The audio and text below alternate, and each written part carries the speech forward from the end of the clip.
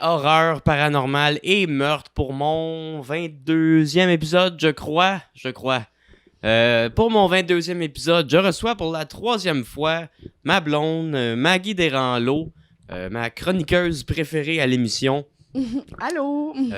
Aujourd'hui, c'est vendredi 13, le jour qu'on enregistre. C'est une bonne journée pour parler de films d'horreur. Yes! Aujourd'hui, on va faire un review d'histoire d'horreur parce que cet été, c'était histoire d'horreur à la Cinémathèque québécoise. Dans le fond, à tous les jours, il y avait 2 à 3, 4 films d'horreur à l'affiche des 120 dernières années. Oui, Puis, c'était vraiment le fun. Moi qui est un fervent fanatique d'horreur de toute époque confondue, j'ai pas pu résister. Cet été, je me suis acheté, puis je t'ai acheté la passe pour la Cinémathèque québécoise. Puis Oui. on est allé le plus souvent possible parce que c'était comme un rêve pour moi.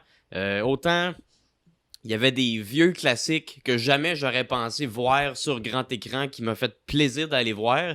Et autant qu'avoir la passe, j'ai découvert plein de petits bijoux que j'avais jamais vus. Parce qu'à la Cinémathèque, qu'est-ce qui était le fun, c'est qu'ils voulaient pas juste mettre les classiques américains. Ils ont vraiment mis des films d'un peu partout dans le monde. Fait qu'on a eu la chance de voir des films américains, des films québécois, canadiens, des films japonais, des films français. J'ai vu un film brésilien, je crois, australien. Il y avait aussi des coproductions entre des pays. Ouais, il y avait une coproduction américaine-québécoise, mais ça, on en reparlera Oui! tantôt, parce que c'est ça. Aujourd'hui, on va parler de nos coups de cœur, on va parler des choses qu'on a moins aimées. On va sortir un peu aussi de la Cinémathèque, parce que j'ai vu beaucoup de films à la Cinémathèque cet été, mais il y avait quand même quelques autres films d'horreur à l'affiche au cinéma normal qu'on est allé voir. Il y a un autre petit film d'horreur, j'ai vu à la Cinémathèque, qui n'était pas dans le cadre d'Histoire d'horreur, qui était dans le cycle de David Lynch. Fait qu'en tout cas, cet été, j'ai été voir exactement 40 films d'horreur sur grand écran au cinéma, dont la plupart, j'ai été voir avec ma blonde. Oui, fait que je ris, mais dans le fond, je suis pas tant arrangée pour parler. Là. C'est sûr, elle voulait pas y aller autant que moi. Elle est pas venue voir 40 films Non, d'horreur. je suis pas allée voir 40, mais j'en ai vu certainement une vingtaine. Probablement. Fait que c'est quand même pas si pire. Oui. Fait que ça va être pas mal ça le sujet aujourd'hui. Ça va tourner alentour de cinéma d'horreur de toute époque puis de toute nationalité. Fait que aujourd'hui, mon invité, ma chroniqueuse Maggie Desranleau, comment ça va? Ça va super bien. Toi, François? Ça va bien. Je suis content d'enregistrer un autre épisode avec toi. Ça faisait longtemps que je n'avais pas enregistré un épisode aussi. Fait que ça va être le fun de me réexprimer sur les divers réseaux sociaux en parlant de choses qui me passionnent. Oui, puis j'aime tellement ça t'entendre parler de choses qui te passionnent, alors je suis super contente de t'accompagner aujourd'hui encore une fois. Parfait. Puis sinon, as-tu un mot à dire pour starter le bal? Ben, j'ai trouvé que c'était une superbe idée que tu as eue de prendre ces passes-là. Au début, je me suis dit, oh mon Dieu, ça va être un gros été, là. Aller là à tous les... pas à tous les jours, mais pratiquement, là, les premières semaines, on y était quasiment tous les jours. Des fois, on allait voir 2 films par jour. C'était Ouais, là, il y avait des représentations à 4h, à 6h, à 8h, là. Fait que, on y allait comme des fois 2 fois back-à-back, voir 2 films. C'était super le fun. Fait que j'ai passé un bel été. Je me suis instruit, là, dans toutes les 120 dernières années de films d'horreur. On a vu des classiques. Bon, ça commence bien. On a vu des classiques, là, vraiment incroyables, accompagnés au piano. C'était super le fun, là. Je vais pas aller trop loin, mais en tout cas, bref, c'était très intéressant comme été. Toi? Ben c'est ça, j'allais dire, tu sais, souvent les films étaient à peu près aux mêmes heures. Des fois, t'en avais 3, il y en avait un à 4, un à 6, un à 8. C'est rare qu'on allait à celui de 4 heures, c'était quand même tôt. Je pense que j'étais allé 1 ou 2 fois voir des représentations à 4 heures, mais quand même, il y a bien des soirées qu'on allait pour le double feature de 6 et de 8 heures. Exact. Puis quand tu veux, tu sais, arriver là-bas à 6 heures, ça fait qu'on avait toute une petite routine de soir. Un moment donné, on était rodés, là, mais tu sais, on soupait vers 4 heures, 4 heures et demie. On sortait le chien tu sais, pour partir vers 5h15 pour arriver, avoir le temps de fumer un petit peu avant de rentrer, pour faire sûr d'avoir un billet. Parce que des fois, on était rushés dans le temps, là. Oui, parce qu'il faut pas oublier que les billets, en fait, la manière dont ça fonctionne, c'est qu'il fallait se présenter, prendre le billet. Là-bas, c'était gratuit si t'arrivais sur place, avec si la t'as passe, évidemment. Ouais. Sinon, c'est Parce que nous, 12 on avait la piastres. passe, sinon c'est 12 piastres. Mais je veux dire, quand t'as la passe, t'arrives là, c'est gratuit, ça te coûte rien. Par contre, si tu le prends en ligne, il y a des frais juste de 75 sous. Cents, ouais.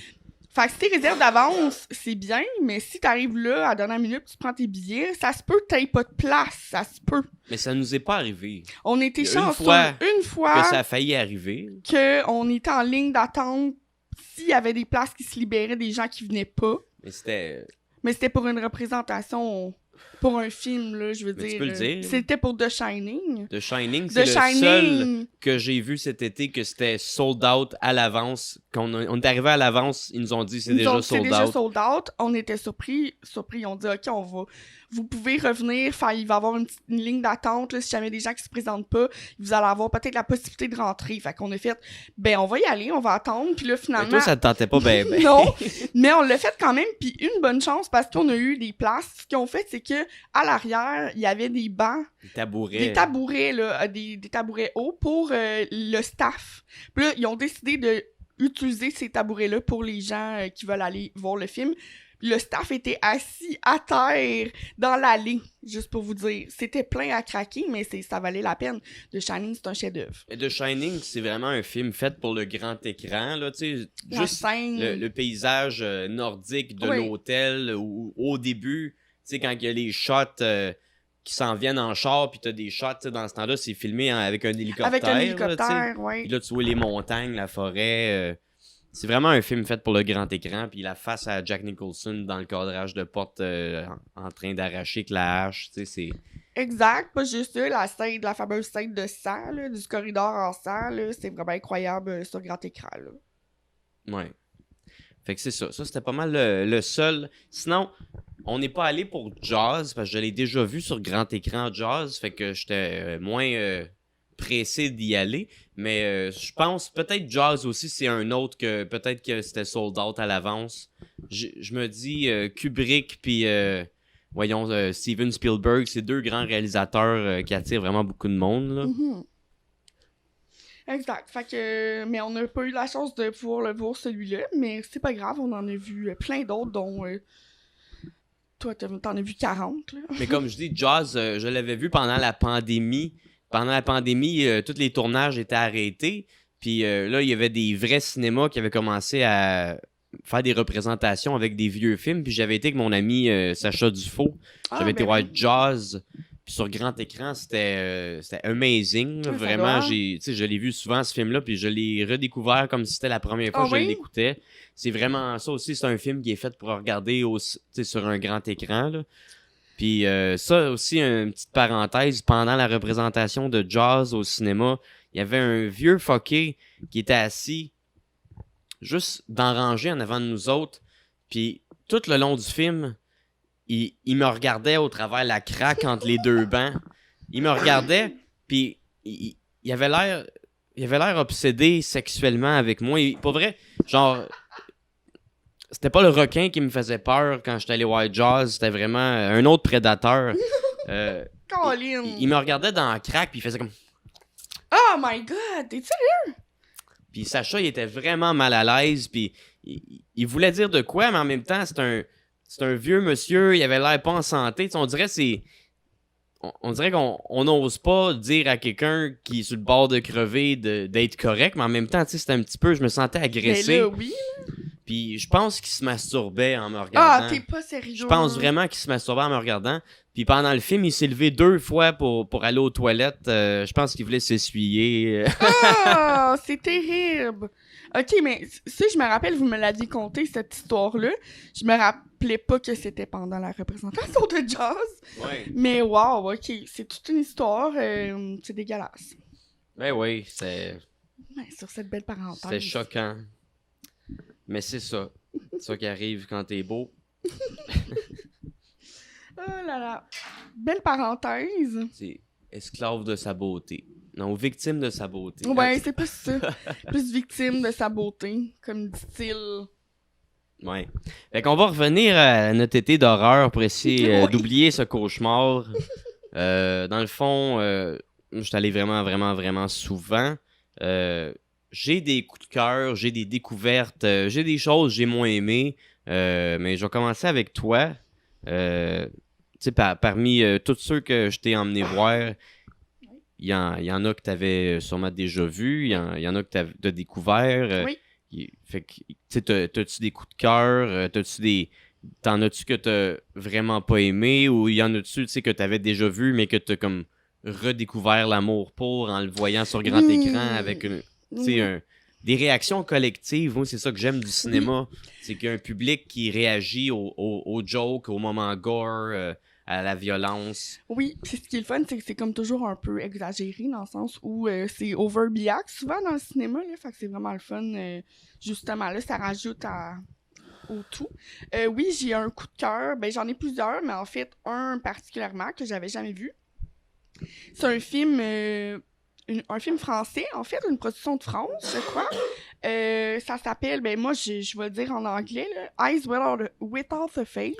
C'est un film que moi aussi, à chaque fois que je le prononce, je le dis en anglais, mais c'est vrai, c'est un film français. C'est un film français. Fait que c'est bizarre, on le dit tout le temps en anglais. Eyes Without a Face, c'était un film des années 60, si je me trompe pas, en noir et blanc. Ben, premièrement, j'avais zéro attente parce que, tu sais, c'est un film français des années 60 en noir et blanc, là, j'avais zéro attente. Ouais, déjà, c'est pas vendeur quand tu dis à quelqu'un « Hey, viens, on va aller regarder un vieux film français des années 60 ». Ben non. Exact. Et finalement, ça s'est avéré à être mon coup de cœur de l'été. Pourquoi? Parce que j'ai été touchée, tout simplement. Touchée. La fin de ce film-là, c'est incroyable. Je me sentais libérée. J'ai écouté ça. On dirait, je sais pas, ben, premièrement, c'est l'histoire d'une fille que son papa est un chirurgien. Elle est défigurée. À cause d'un accident d'auto. Puis là, son père, dans le fond, ce qu'il essaie de tenter, c'est de lui greffer un visage.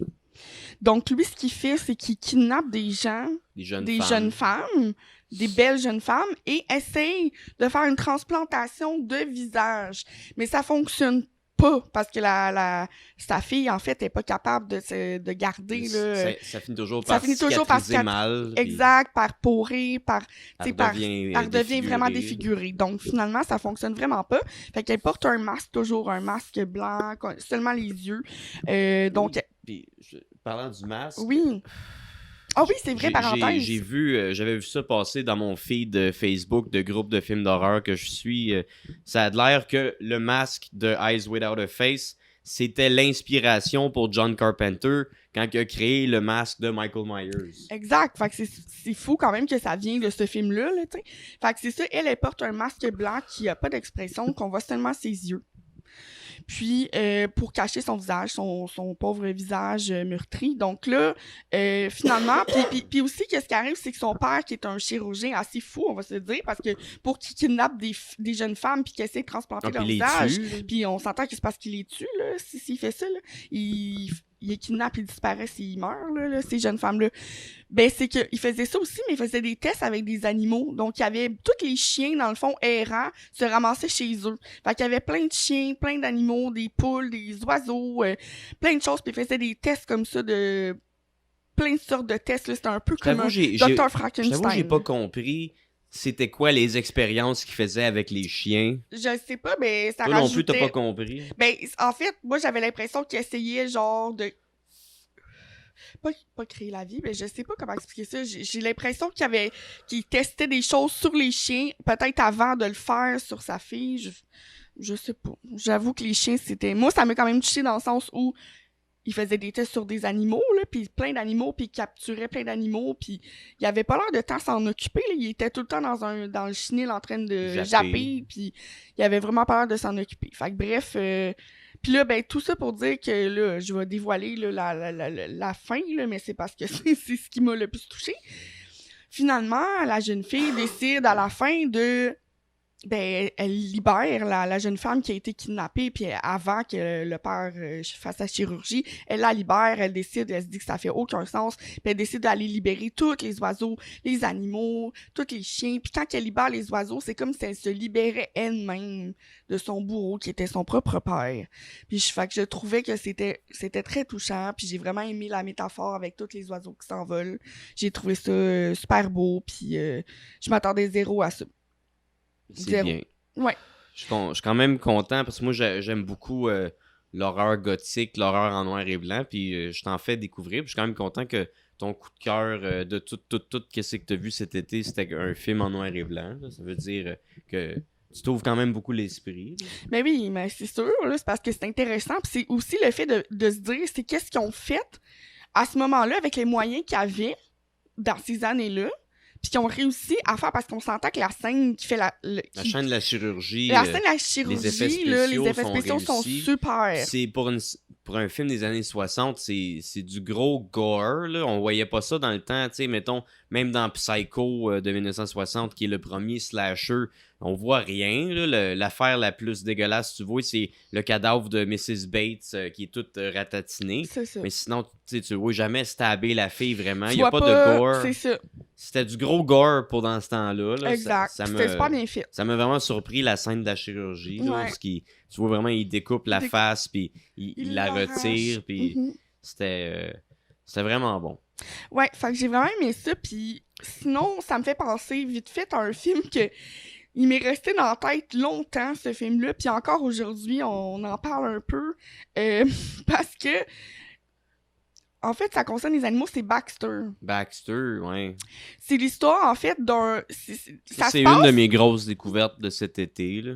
Avoue que c'est quand même un film Toi, tu voulais pas aller le voir. Non, je voulais pas aller le voir, ça m'intéressait pas. Puis finalement, tu vois, ça se ramasse qu'on en parle ici devant vous, parce que Baxter, c'est la vue du chien. T'es le chien, dans le fond, dans le film, tout Mais le long. c'est genre une vue sur l'être humain, mais d'un angle animal. Exact. Ça me faisait penser un peu à, genre, je sais pas, l'émotion que Pink Floyd est capable de me faire sentir au travers de leur musique, de voir la vie d'une perception plus haute ou... Oh wow, ah oui. Je trouve, tu sais, c'est ça, tout le long du film, j'avais Dogs of War de Pink Floyd Oh dans la tête. ouais. Là. Ah, ok. Ben, Puis- je comprends. Puis je sais pas, c'est un de mes coups, c'est un de mes coups de cœur, mais en même temps, je trouve que c'est pas un film d'horreur. Non, c'était pas un film d'horreur tant que ça, malgré qu'on s'entend que le chien, Il tue une Il madame, tue, puis il essaye de tuer il un essaie bébé. de tuer un bébé. Je pense que c'est un peu ça qui est horreur. Mais en même temps, quand tu regardes le film, t'es dans la tête du chien tout le long, puis t'as un narrateur qui parle en français, mais tu sais, c'est supposé être le chien qui dit des choses dans le Qui fond. parle, ouais. Puis tu sais, même si le chien il pense pas comme un humain, on dirait qu'on comprend pourquoi il devient agressif. Exact, on est à sa place dans le film. Fait qu'on voit ça à son angle de vue.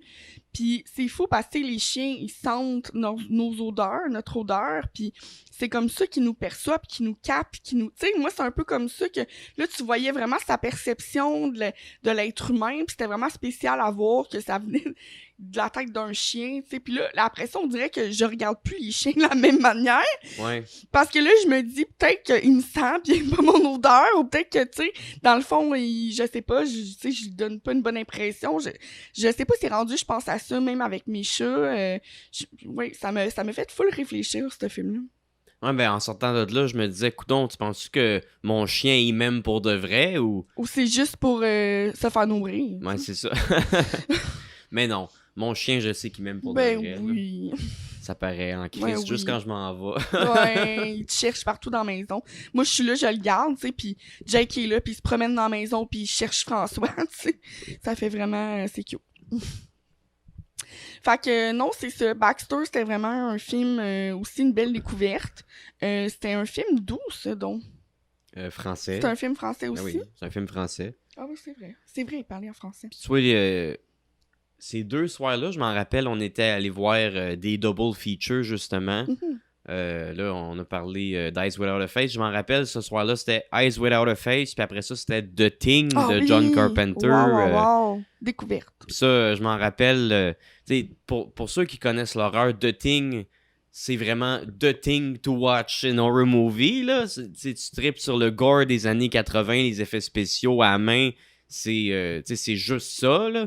Mm-hmm. Puis, je me rappelle, je t'avais dit, The Thing, c'est vraiment de shit. Là. T'es pas prête mentalement. Puis là, t'étais comme, arrête. Là. Tu m'as tellement fait d'écouter des vieux films d'horreur poche. Là. J'ai pas d'attente. Oui, j'avais zéro attente.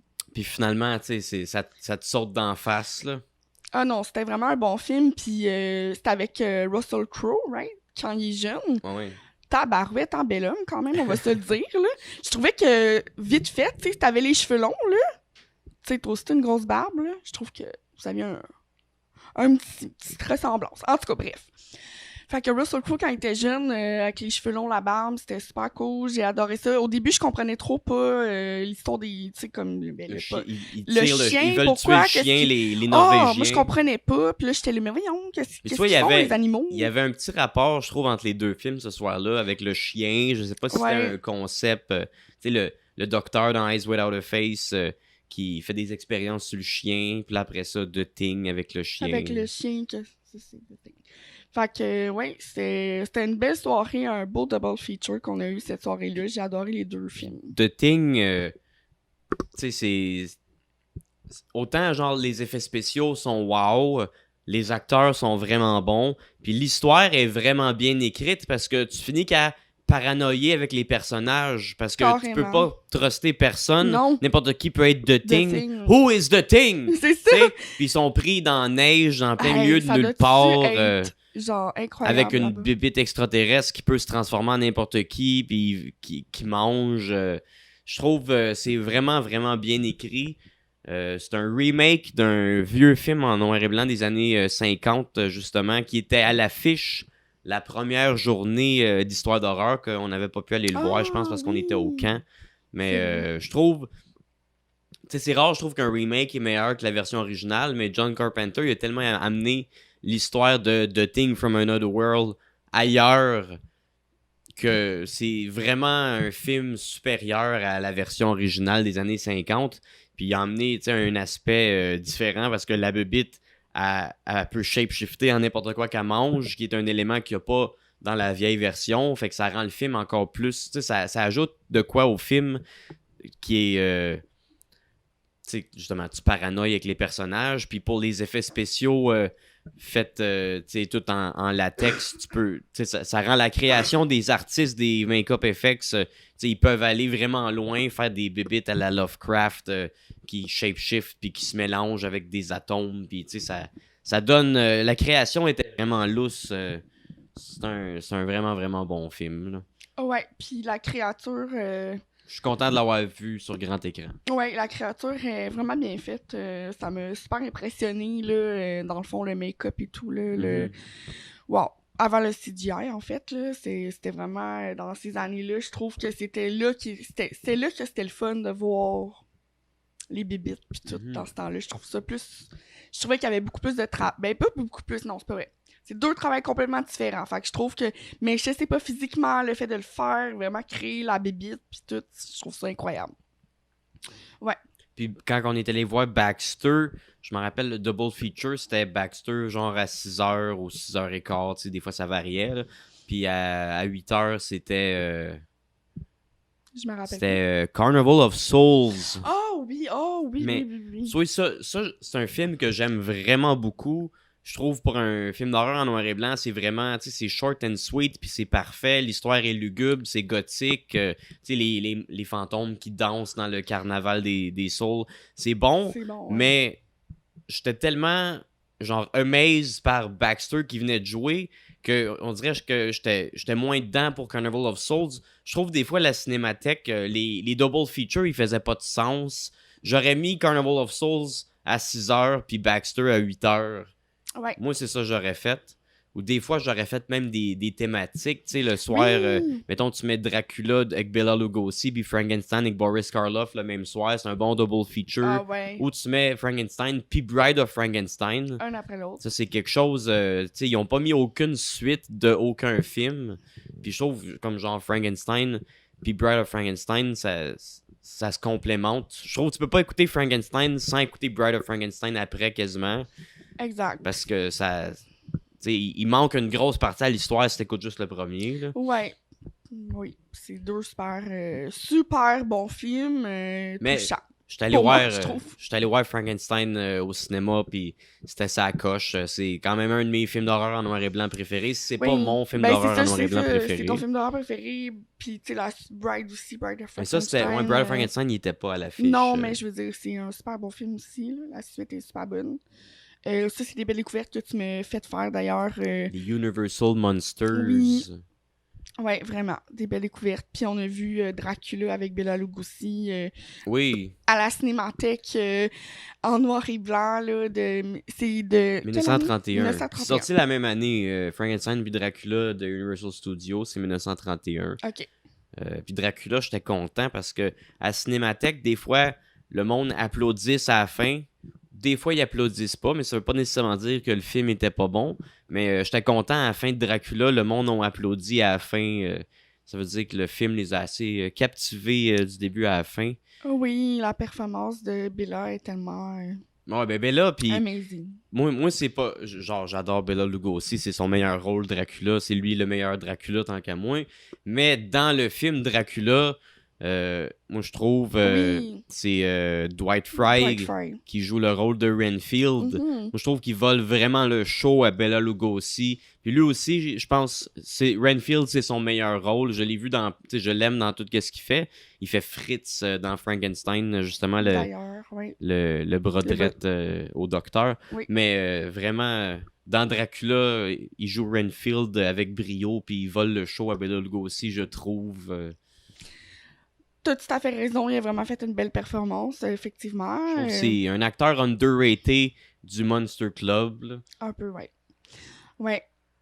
En parlant de Renfield, on est allé voir, petite parenthèse, on est allé voir, on a vu Renfield. Ouais. On est allé voir l'autre film de Dracula qui est sorti pas longtemps après au cinéma. Ah oui, c'est vrai. C'était The Last Voyage of Demeter.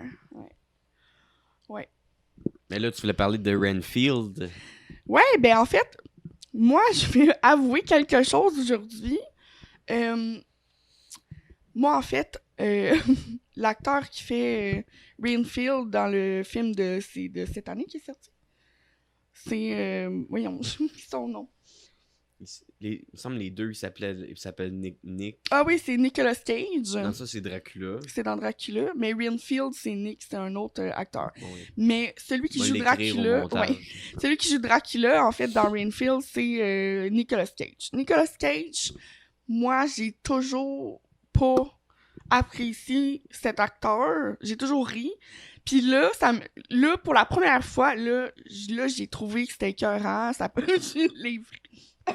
Je l'ai vraiment aimé dans le rôle de Dracula. Je trouve que il fitait, son visage était parfait, le make-up qu'ils ont fait, les faces qu'il fait.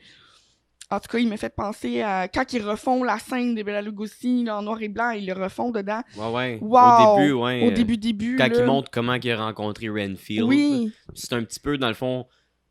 On dirait que ça suit le Dracula de Bela Lugosi, mais comme ça se passait aujourd'hui, sauf que Dracula a pas tué Renfield à la fin, comme dans le Dracula de Bela Lugosi. Puis dans le fond, Renfield est immortel, puis Dracula sont immortels, puis ils sont rendus dans le monde moderne aujourd'hui, dans le ghetto à New York. C'est ça. Je pense. Ça ressemble à ça, mais. Ça ressemble à ça. En tout cas, bref, j'ai trouvé ça.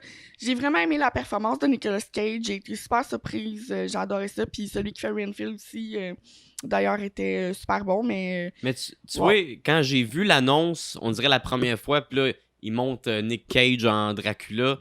Je trouvais ça drôle. Là. Oui. Puis finalement, je trouve que c'était une bonne idée de le prendre pour faire Dracula, parce que quand tu regardes juste sa face, puis là, tu pâlis sa face, tu y mets les cheveux noirs par en arrière, il a la face de Dracula. Ouais. Genre, il a l'air de Dracula. Là. Exact. Il a l'air de Bela Lugosi mélangé avec Christopher Lee, je trouve. Ben, c'est ça. Fait que c'était parfait. C'était parfait.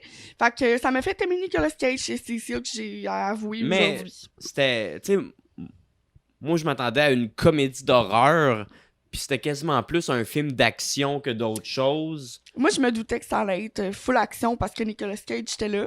Puis Renfield, quand il mange des bébites, puis là, il devient super fort. Ça me faisait penser un peu à Popeye, là. Ouais, à Obélix, Avec- Astérix. Oui, avec c'est ça.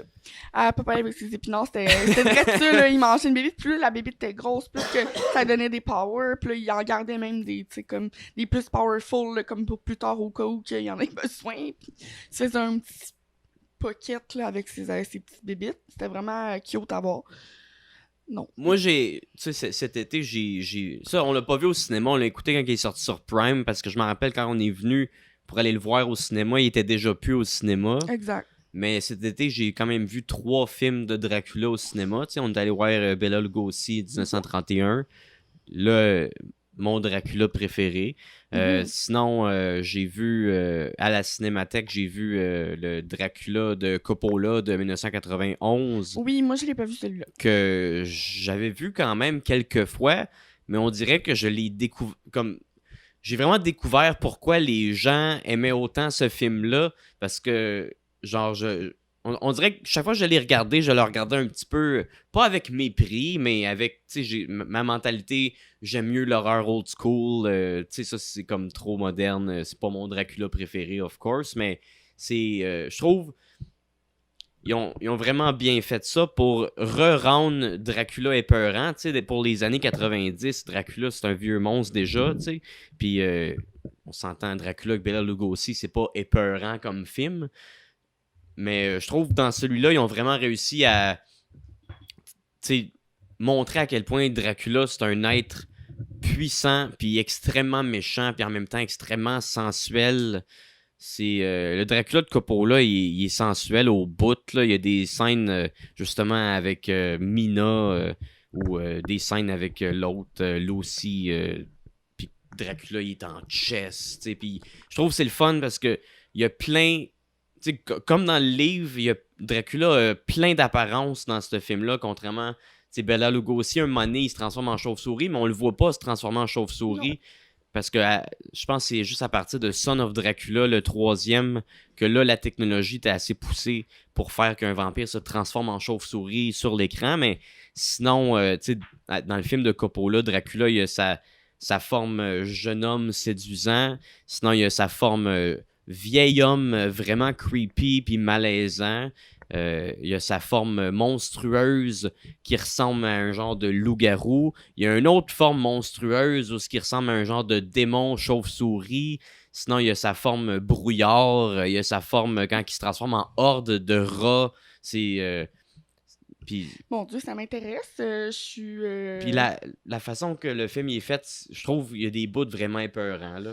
Ben non, mais tu sais, ça a l'air vraiment... ça a l'air cool. Pour vrai, celui-là, je l'ai pas vu, mais on s'était dit que t'allais me le montrer. Ouais. J'aimerais vraiment ça. Plus tu en parles, plus que ça m'intéresse, là. Comme t'as des bouts avec Jonathan Harker qui arrive au château, puis là, il monte à Dracula, sa femme qui ressemble à la femme de Dracula qui est morte il y a fucking longtemps. Puis là, il est comme fâché, puis là, tu vois juste... Tu sais, Dracula, il fait comme puis là, tu vois son ombre étrange, Jonathan, mais Jonathan, il le voit pas parce que c'est comme... Tu vois juste sur le mur, puis tu vois que c'est un être extrêmement puissant, surnaturel. Wow. Il est vraiment épeurant. Puis ça, c'est quelque chose... Le 3e film de Dracula, j'ai vu au cinéma cet été, c'était The Last Voyage of Demeter. Oui. Puis je trouve que ça aussi, c'est quelque chose qu'ils ont réussi à faire, c'est de rendre Dracula épeurant aujourd'hui, après qu'on a fait 1000 comédies, comme le dernier qui était sorti avec Nicolas Cage, c'est quand même drôle. Ouais, c'était pas épeurant. Sinon, après le Dracula des années 90, il y a Leslie Nielsen qui a fait Dracula Dead and I'm Loving It de Mel Brooks, que c'est une grosse parodie, c'est fucking drôle ce film-là, mais tu sais, on s'entend, Dracula, c'était quasiment rendu une joke aujourd'hui, plus qu'un monstre épeurant. Ouais, ben là, avec The Last Voyage of Demeter, c'était épeurant en tabarouette, là, sincèrement... Ça nous rappelle que Dracula, c'est un monstre. C'est un monstre, là, pis wow, j'ai adoré comment ils ont créé le monstre, comment ils l'ont fait, à quel point quand que genre il apparaissait, mais en fait il apparaissait même pas encore, il était juste là sur le boat, tu sentais la vibration partout, puis t'avais peur déjà. En tout cas moi ça m'a créé genre le feeling que je me sentais sur le boat, puis c'est vrai faut dire que j'avais pris un edible puis j'étais bien gelée là, comme à tous les films qu'on allait voir, mais c'est ça, fait que j'étais vraiment dedans, puis je me sentais dans le bateau, puis j'avais la chienne moi aussi là qui arrive, puis non c'était vraiment bien fait, j'ai vraiment aimé ce film là aussi. Belle découverte.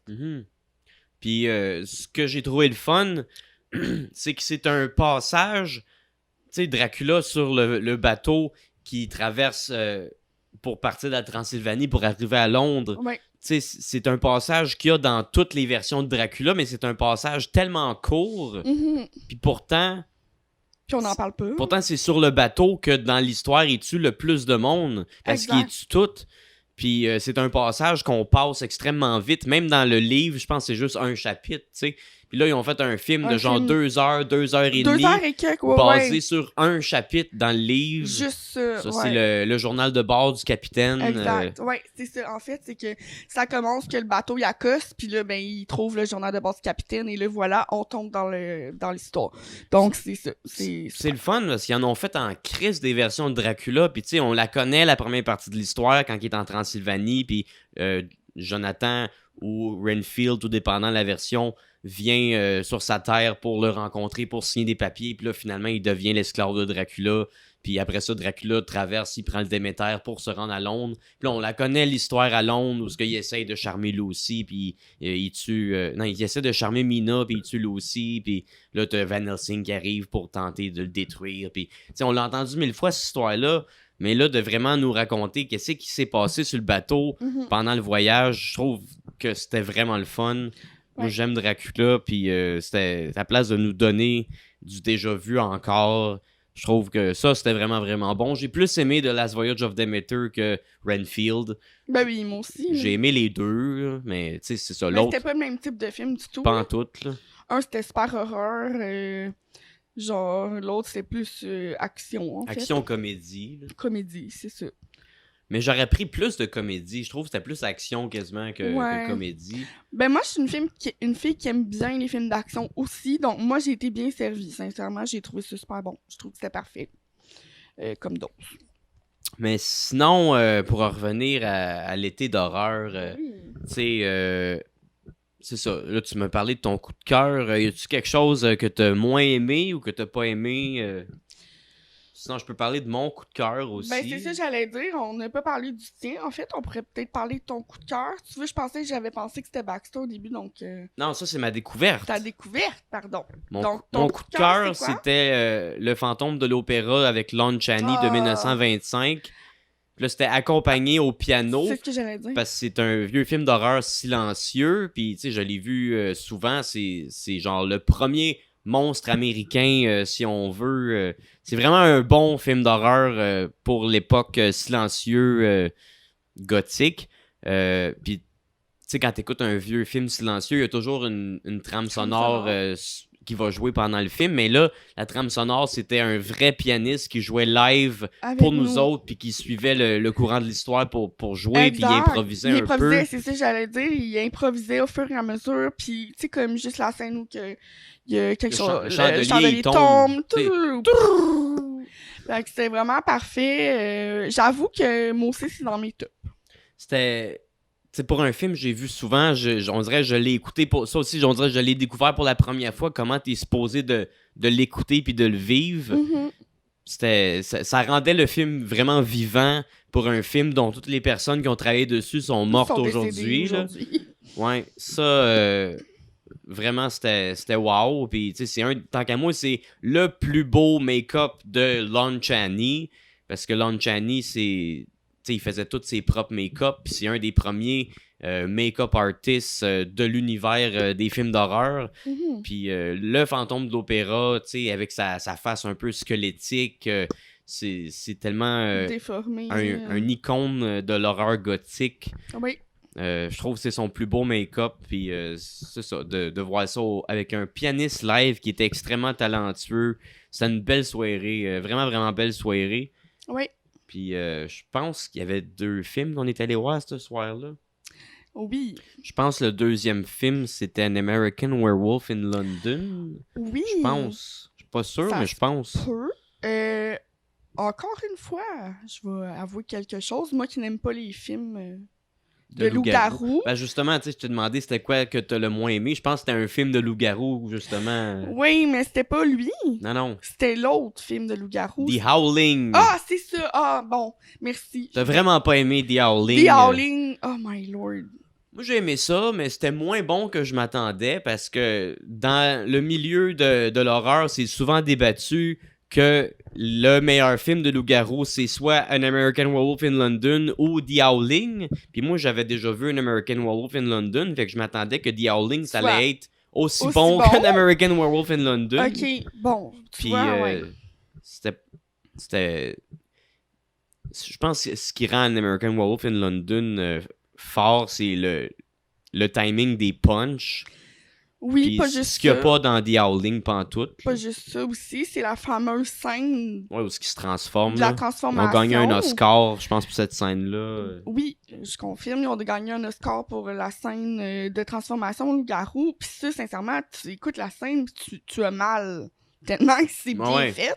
Ça a l'air... Tu sais, on dirait que c'est la première fois qu'on réalise que se transformer en loup-garou, ça doit faire extrêmement mal. Ben oui, parce que tout ton corps change, t'as des griffes qui poussent, tes os, ils se tes os transforment. se transforment, ton crâne s'agrandit, ta mâchoire s'allonge, t'as vraiment le dos qui se courbe, t'as vraiment plusieurs étapes à la transformation du loup-garou.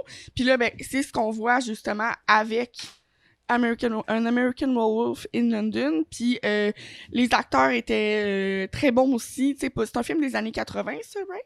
Ouais. Ça semblait, si je me fie au linge. Je pense que c'est 1979 ou 1980. C'est ça, là. C'était genre fin 70, début 80. C'est là, peut-être même 1981. OK. Mais en tout cas, c'est en 1978 puis 1981. Je suis pas mal sûr. Je vais l'écrire au montage, là. OK. Fait que, bref, je sais plus où je m'en allais avec ça, parce que là, c'était un petit peu trop... Tu parlais... Mais j'ai trouvé les acteurs super bons aussi, mais la transformation complète, ça m'a donné des douleurs tellement que c'était bien fait. L'acteur super bien interprété ça. Ça avait l'air... intense son affaire. Fait que oui, c'était ça aussi, j'avoue que pour une fille qui aime pas du tout, je n'aime vraiment pas les films de loup-garou. C'est pas... Plus à cette heure. Mais là, j'en ai un que j'aime, c'est celui-là. Il y en a d'autres que t'aimerais aussi, là. Peut-être que ça va m'ouvrir un petit peu les portes, là. Je suis sûr que t'aimerais The Wolfman de 1940, avec Lon Chaney Jr., le fils du fantôme d'opéra. Ça aussi, c'est un classique de Universal Monsters. Ben, ça m'intéresse déjà plus de voir ça que ça me... The Howling 2. The Howling. Ouais, c'est ça. The Howling, c'était vraiment pas bon. Fait que... Moi, j'ai quand même aimé Howling, mais comme je dis, j'ai moins aimé ça que je pensais. Je l'avais jamais vu, puis je voulais aller le voir justement parce qu'il était là. J'étais comme, je vais le découvrir sur grand écran. Ça va être cool. Un peu déçu. Mm-hmm. Sinon, je m'en rappelle, vu que je t'avais emmené voir Howling, puis t'avais pas vu encore American Werewolf in London, ça te tentait vraiment pas pour American Werewolf in London. Non, vraiment pas. Puis finalement, à la fin, t'as starté la clap quand le film a fini. C'est moi, oui! Hey, oui, j'ai J'étais content parce que moi, j'étais certain que tout le long, t'aimais pas tant le film, là. Non, j'ai vraiment été surprise. J'ai vraiment aimé ça. Ça faisait peur quand il marchait sur le bord de la route, là, puis là, t'entendais les... J'étais vraiment mon Dieu! Ça me foutait la chienne. Non, j'avais vraiment... oui, moi, je suis bien dans les films quand j'écoute ça. Puis c'est... Pour un film de loup-garou, c'est le fun parce que c'est... Tu sais, pour un fan d'horreur, c'est pas juste un film de loup-garou, c'est aussi un film de fantôme. Exact. Parce que t'as son ami qui est pris dans le purgatoire tant aussi longtemps que lui, il meurt pas parce que c'est la malédiction du loup-garou. Toutes les victimes qu'il va tuer sont pris dans le purgatoire. Leur âme font juste pourrir comme si leur corps était en train de pourrir. Exact. Puis là, il faut qu'ils vivent toujours en se détériorant jusqu'à temps que la malédiction prenne fin puis que le bloodline du loup-garou se termine, tu sais. Ça aussi, c'était bien fait. Ah ouais. La détérioration du personnage. Chaque fois que son meilleur ami il vient le voir, il est toujours plus dégueulasse. Il est de pire en pire, là. À la fin, il est de plus c'est en plus vraiment exagéré. Ouais, à la fin, c'était n'importe quoi, mais c'était juste quand même... c'était bien fait, là. Tu comprends que ça doit être un supplice d'être une âme pris dans le purgatoire en train de pourrir à jamais, là. Exact. Fait que... Pourrir sans fin. Ça a été vraiment... c'est aussi une belle découverte pour ma part, parce que, comme je disais, j'y allais à reculons, ça me tentait vraiment pas d'aller voir ce film-là, puis François, il arrêtait pas d'essayer de me convaincre en disant « Mais oui, c'est vraiment un des meilleurs films. » Tu sais, comme... En tout cas, il m'a convaincu. Fait que j'étais allée, puis finalement, j'ai pas regretté. C'était un super bon film. Je vais peut-être écouter d'autres films de loup-garou. Mais oui. En tout cas, si je suis pour te conseiller, moi, mes 3 coups de cœur de films de loup-garou, c'est of course The Wolfman. La vraie version, là, pas le remake de 2013, là, la vraie version en noir et blanc. Oui. Sinon, An American Werewolf in London. Que j'ai vu. Puis Ginger Snaps, qui est un film d'horreur canadien. Le premier, ils en ont fait 3, mais c'est le premier, je trouve, qui est vraiment bon. C'est un film d'horreur canadien avec une jeune adolescente qui se transforme en louve-garouve. Puis c'est aussi genre une histoire entre 2 sœurs qui sont vraiment proches. Puis tu sais, t'as elle qui se transforme en loup-garou, qui pogne avec tous les gars, puis l'autre qui est pognée, puis tu sais, elle pogne pas avec aucun gars, puis c'est genre celle qui pogne qui devient un loup-garou, puis tu sais, je pense que t'as des scènes justement où que, genre plus qu'elle vient qu'à se transformer, parce qu'elle c'est une transformation à long terme, puis plus qu'elle se transforme, plus qu'elle devient genre extravagante, puis tu sais, on dirait qu'elle devient assoiffée, tu sais, elle veut manger les hommes, là, c'est un peu une métaphore. Ben oui, puis clairement. t'as justement, me semble, une scène où ce qu'elle vient, que tu sais, il y a un gars qui veut se faire sucer, puis elle y arrache la graine, ou tu sais, en tout cas, me semble que j'ai ce souvenir-là, c'est peut-être moi qui se trompe, mais me semble que ça arrive. Ça a l'air intense, cette affaire-là. Ginger Snap, ça c'est mes 3 loups-garous coup de cœur. Préférés. Ouais.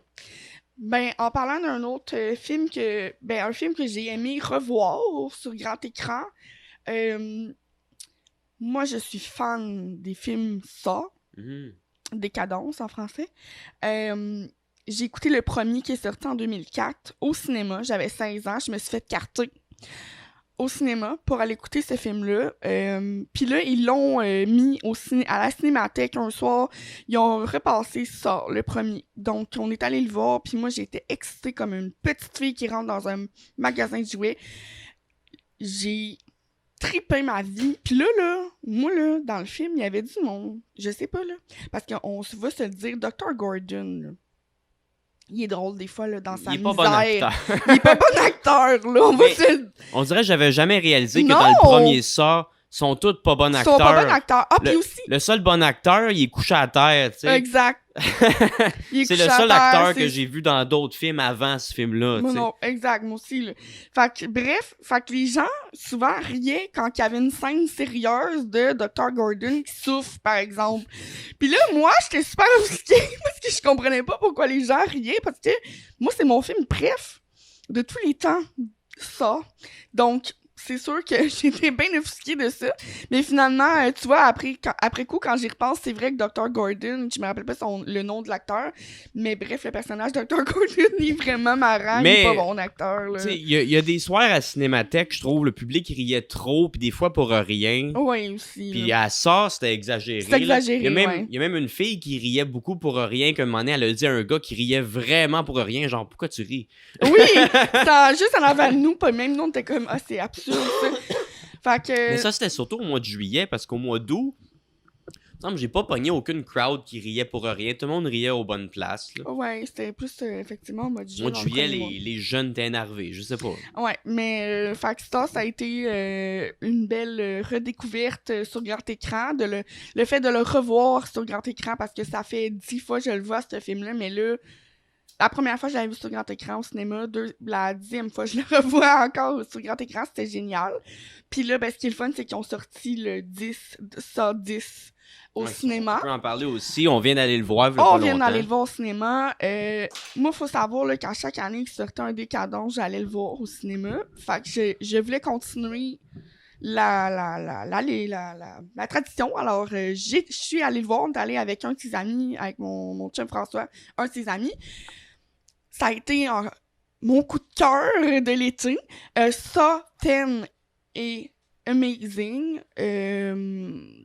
Après, le premier, c'est mon préf. Il y a beaucoup de monde, moi je dis ça, moi aussi c'est ça qui m'est arrivé, puis il y a beaucoup de monde qui me disent « Ah, moi mon préféré c'est le deuxième », mais moi juste pour le twisted ending à la fin du premier, C'est le je trouve que premier c'est le meilleur de de toute la série. Même si les jeux sont basiques, c'est moins gore, les c'est moins acteurs gore, sont pas blabla, Monsieur Gordon il est pas super bon, là. Mais outre ça, là, en tout cas, bref, je voulais juste dire...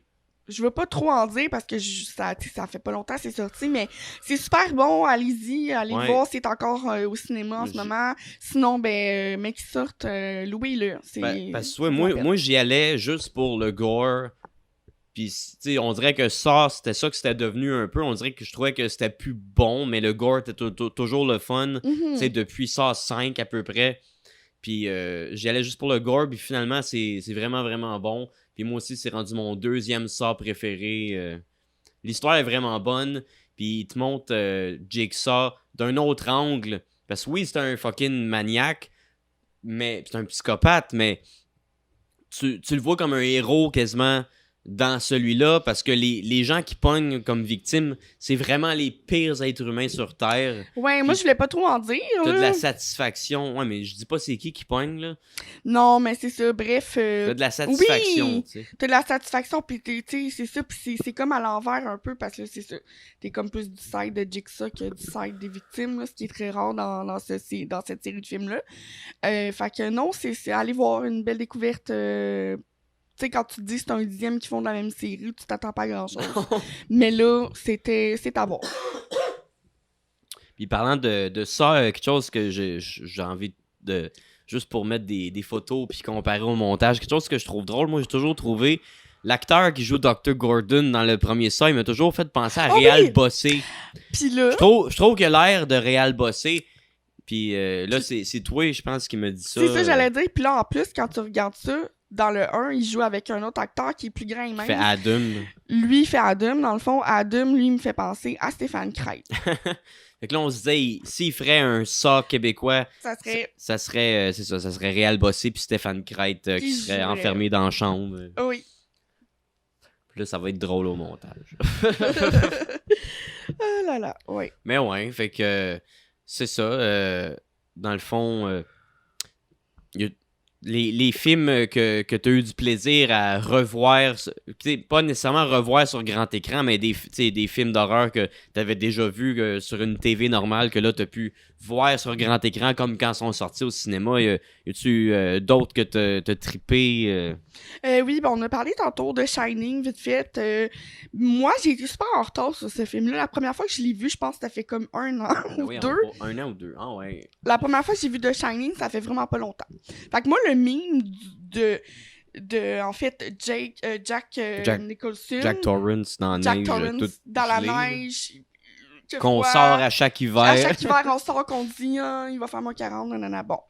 Moi, ce meme-là, je le catchais pas. Tu sais, fait que là, pis là, ben là, j'ai ri, là, quand j'ai vu ça à la fin. Je me suis dit, Mais c'est ça, c'est ça le meme! c'est bizarre pour toi, parce que là, tu le regardes, pis toi, t'as le référent Moi, j'ai le d'être que référent ça est du un meme. meme, tu sais. Moi, j'ai pas le Au lieu référent que de c'est un le icon film. de l'horreur. C'est ça! Fait que c'est bien drôle, mais j'ai trouvé ça vraiment le fun parce que c'était, premièrement, comme on disait, là, le château, il est tellement magnifique, c'est beau, les prises de vue, j'ai aimé ça. Puis le fait aussi que c'était sold out, qu'il a fallu que, genre, on attende, que là, finalement, c'était comme, peut-être pas bien, Ça ok, créait oui. un engouement. Ça créait comme un, c'est bien hot, tout le monde va aller le voir, c'est bien cool. Puis non, c'était vraiment le fun. Fait que ça a été le fun de le revoir. Aussi, revoir, encore une fois, le fantôme de l'opéra accompagné au piano, revoir le fantôme de l'opéra, mais accompagné, c'était amazing. Mais je pense pas que tu l'avais déjà vu. Oui, je l'avais déjà vu, tu m'avais montré. Un moment donné, je te l'avais montré, mais je pense que t'avais tombé endormi parce que t'as de la misère le soir. Oui, le soir, je m'endors. C'est pas parce que je fume du pot de pantoute, là. Ben, c'est ça. Fait que le soir, je m'endors souvent d'écouter un film, puis malheureusement, je m'endors dessus. Même si le film il est amazing, je m'endors dessus. Je pense que le chien a accroché à la caméra, puis ça tassait un petit peu. Ça se peut. Pas grave. Ouais, ça a tassé un Chris. petit peu. Hey, le chien. Vieux Chris. Vieux gentil chien. Mais oui. Fait que c'est ça. Ouais, pis sinon, à part de ça, qu'est-ce qu'on a revu d'autre qui était le fun? J'en ai pas d'autres qui me viennent à l'esprit vite fait. Même Toi, t'as-tu un film que t'étais déçu? que j'étais déçu, il y en a deux. Oui. Mais sinon, pour être dans le bout de tout ce qu'on dit, les films que j'ai adoré Ah oui. revoir sur grand écran, moi, il y en a quand même plusieurs. Oui, mais oui. J'ai dit Dracula, j'ai dit Frankenstein, le fantôme d'opéra, The Thing, Shining, oui. Mais sinon, pour le classique slasher 80s, tu sais, 70s, 80s, tu sais, Texas Chainsaw Massacre, Halloween, Hellraiser, Nightmare on Elm Street, je les ai vus sur grand écran, puis ça, c'est tous des films que jamais j'aurais cru voir ça au cinéma. Genre Hellraiser au cinéma, j'étais comme vraiment dedans, là. Vraiment, vraiment dedans, là. Juste quand, comme, Doug Bradley, il dit ses fameuses lignes, genre, j'étais accroché à ses lèvres en me tenant après les clous dans sa face. Ça, j'étais avec toi, hein? Ouais. T'étais comme un enfant. Oh my God, que c'était drôle. Genre, t'étais quasiment de même en train de me dire toutes les affaires, là. Puis là, il va arriver ça. Puis, c'était drôle, mais... J'ai aimé ça cet été, aller faire ça avec toi, parce que j'ai découvert, ben, premièrement, plein de choses, mais aussi, je t'ai vu comme un enfant tout l'été, genre, amazed devant tous ces films d'horreur presque, tu sais. Je trouvais ça bien cute. Ouais. Sinon, on est allé voir Evil Dead, que c'est un de mes films d'horreur préférés. Puis de le voir sur grand écran, c'était vraiment nice. Sauf que, je sais pas pourquoi, ils l'ont fait jouer en français. Oui, bizarrement. Puis tu sais, ils font jouer tous les films en version originale, en japonais sous-titré. En anglais, c'est ça, c'était... Mais genre, Evil Dead, il est en français. Puis c'est vraiment une mauvaise traduction, parce que Bruce Campbell, on va se le dire, il y a une crise de voix importante, tu sais. Ouais, c'est ça. Puis là, Hey, je riais. Au début, j'étais pas capable de le prendre au sérieux, comme... Ouais. Tu sais? Mais, tu sais, le visuel reste le même. Tu sais, le gore, il reste le même. Ash, il est hot. Le viol de l'arbre, tu sais, l'arbre qui viole la fille, ça reste une scène que t'es comme, voyons, c'est ça qui est en train de se passer pour vrai. Ça, là, c'est comme, tu crois pas à ce que t'es en train de voir, genre, c'est comme, hein? Mais tu l'avais jamais vu, hein, le premier Evil Dead, ou tu l'avais déjà vu? Non, je l'avais déjà vu, mais ça faisait longtemps. Ça faisait super longtemps. Tu me l'avais déjà montré, en fait. Non, pas le... Ah oui, peut-être. Oui, quand on se datait au début, il y a 2 ans, là, tu me l'avais montré. T'avais montré le 2 aussi, parce que c'est ton préf. Tu m'avais montré des films préf, fait que... Oui, tu m'as montré. Mais tu sais, on a-tu tout écouté le film? Je sais pas. C'est pas pareil quand t'es au cinéma, là. Non, au cinéma, t'es vraiment ton concentré attention sur le est film. sur le film. Quand t'es à la maison en train de pas faire avec ton ami. T'as 1000 distractions. C'est pas la même affaire. Fait que c'est ça. Fait que t'avais-tu d'autres films que t'as aimés ou que tu voudrais parler, que t'as souligné? Que j'ai revu puis que c'était amazing de voir sur grand écran. Il y a eu The Birds. Toi, t'étais pas venu ce soir-là. Qu'il y a eu un petit moment magique pendant The Birds. Ça, c'était magique. Genre, il y a quelqu'un dans la salle que son cellulaire s'est mis à sonner vraiment fort. Puis là, il y a eu comme... Tu sais, il a rushé pour éteindre le son. Puis là, il a dérangé tout le monde. Puis là, genre, on dirait, la seconde qu'il a éteint le son, le personnage dans le film parle à un autre personnage, puis il dit « Chut! » Puis là, la salle a fendu en deux. Ouais, c'est tellement un timing parfait. Comme si il dérangeait tellement tout le monde que même le film, il dit « Ta gueule, si tu d'épais, ferme ton cellulaire. » C'est un film en plus des années 60 où ils n'ont pas de cellulaire. C'est juste fucking... C'est drôle, là. C'était magique en esti. J'étais un petit peu content qu'il ait oublié d'éteindre son cellulaire juste pour le timing, esti. Ça rend... Juste pour avoir vécu ça. Ouais. Mais c'est ça. The Bird, c'est quand même... c'est bizarre comme film. C'est bon. C'est vraiment bon. C'est fun. Faut dire que moi, ce film-là, quand je l'ai vu une fois, j'étais jeune et ça m'a traumatisée. Puis je l'avais jamais revu. Ben, je l'ai jamais revu depuis parce que ça m'a trop marqué. Mais je comprends que ça te traumatise parce que c'est quelque chose qu'on prend pour acquis que quand on approche un oiseau, il va se sauver, tu sais. Mais si du jour au lendemain, tous les oiseaux arrêtent de se sauver puis décident de nous attaquer, eux autres, ils volent, on n'a pas grand-chose qu'on peut faire. Ils ont déjà un avantage sur nous autres, tu sais. Exactement, là, eux autres peuvent voler. Ils sont beaucoup, là, tu sais, s'ils se mettent en gang. Là, ouais. Fait que... Mais là, je veux le revoir, là, parce que là, je crois qu'il est disponible sur Amazon Prime. Non, il est sorti sur Tubi. Récemment, ils ont sorti plein d'affaires pour l'Halloween sur Tubi. Fait que sur Tubi, il est disponible gratuitement, parce que Tubi, c'est une plateforme gratuite de C'est films. nice, Tubi. C'est une des plus hautes plateformes, je trouve, de streaming. Tubi, Pour il y a l'horreur, c'est le plein de fun. films, d'horreur. Fait que c'est vraiment cool. Puis il y en sort. Fait que Il y en ça. a de toutes les époques, justement. Là. Tu peux trouver le film de Dracula de 1931, par Non. exemple. Il était Non, pas là? Pas sur Tubi, mais t'as Son of Dracula Ah, c'est ça. Je me suis avec trompée. Lon Chaney Jr., justement, qui est sur Tubi. Sinon, Je pensais l'avoir t'as vu, toutes là. sortes de vieux films. Mais en tout cas, je sais que tu peux trouver plein de T'as sortes quand de même films. une coupe de Dracula sur Tubi. là. Oui, C'est juste pas oui. les meilleurs. Là. Ok. Mais en t'en tout as cas, une couple. Il y en a une couple qui sont le fun. là. The Bird, je vais le regarder sur Tubi bientôt parce que je veux le revoir. J'ai toujours eu peur de le regarder de nouveau. Fait qu'on va essayer ça. Puis c'est ça, ce soir-là, j'avais été tout seul. Il y avait The Birds. Puis après ça, c'était Babadook, qui est un de mes films d'horreur préférés. Ouais. C'est pas un de mes films d'horreur préférés, mais je pense que c'est le film d'horreur que je trouve le plus épeurant. Attends, t'as dit c'est mon film d'horreur préféré? Puis après ça, t'as dit c'est pas mon film d'horreur. Non, mais c'est pas que je me suis trompé. Ok. C'est le film d'horreur tant qu'à moi, c'est le film d'horreur le Oui, plus épeurant. Ben, je suis d'accord avec toi, ça, on s'en était parlé, on l'a regardé ensemble, ce film-là, la première fois, Ouais. avant de le voir. Ben moi, je l'avais déjà vu. Oui, mais moi plutôt, on l'a regardé ensemble, ce film-là, il y a... Je pense que mon chien veut aller sur le balcon. Ouais? Mais Est-ce qu'on fait on fait quoi? finis ce que tu dis. Ben, en fait, ce que je voulais dire, c'est que moi aussi, là, je suis d'accord avec toi là-dessus, c'est un des films qui m'effraie le plus. Il me fait le plus peur dans tous les films d'horreur. C'est mauditement bien fait. Mhm. Mais c'est pas juste c'est bien fait. Je trouve le monstre est effrayant. T'sais, le livre est effrayant. Le livre apparaît juste dans la maison. Puis après ça, le monstre qui s'invite dans ta chambre le soir. Puis comment est-ce qu'il est tout habillé. Puis la fin. La fin, c'est le seul bout que j'aime pas du film parce que bizarre un peu. Je comprends pas l'affaire avec les vers de terre. Mais...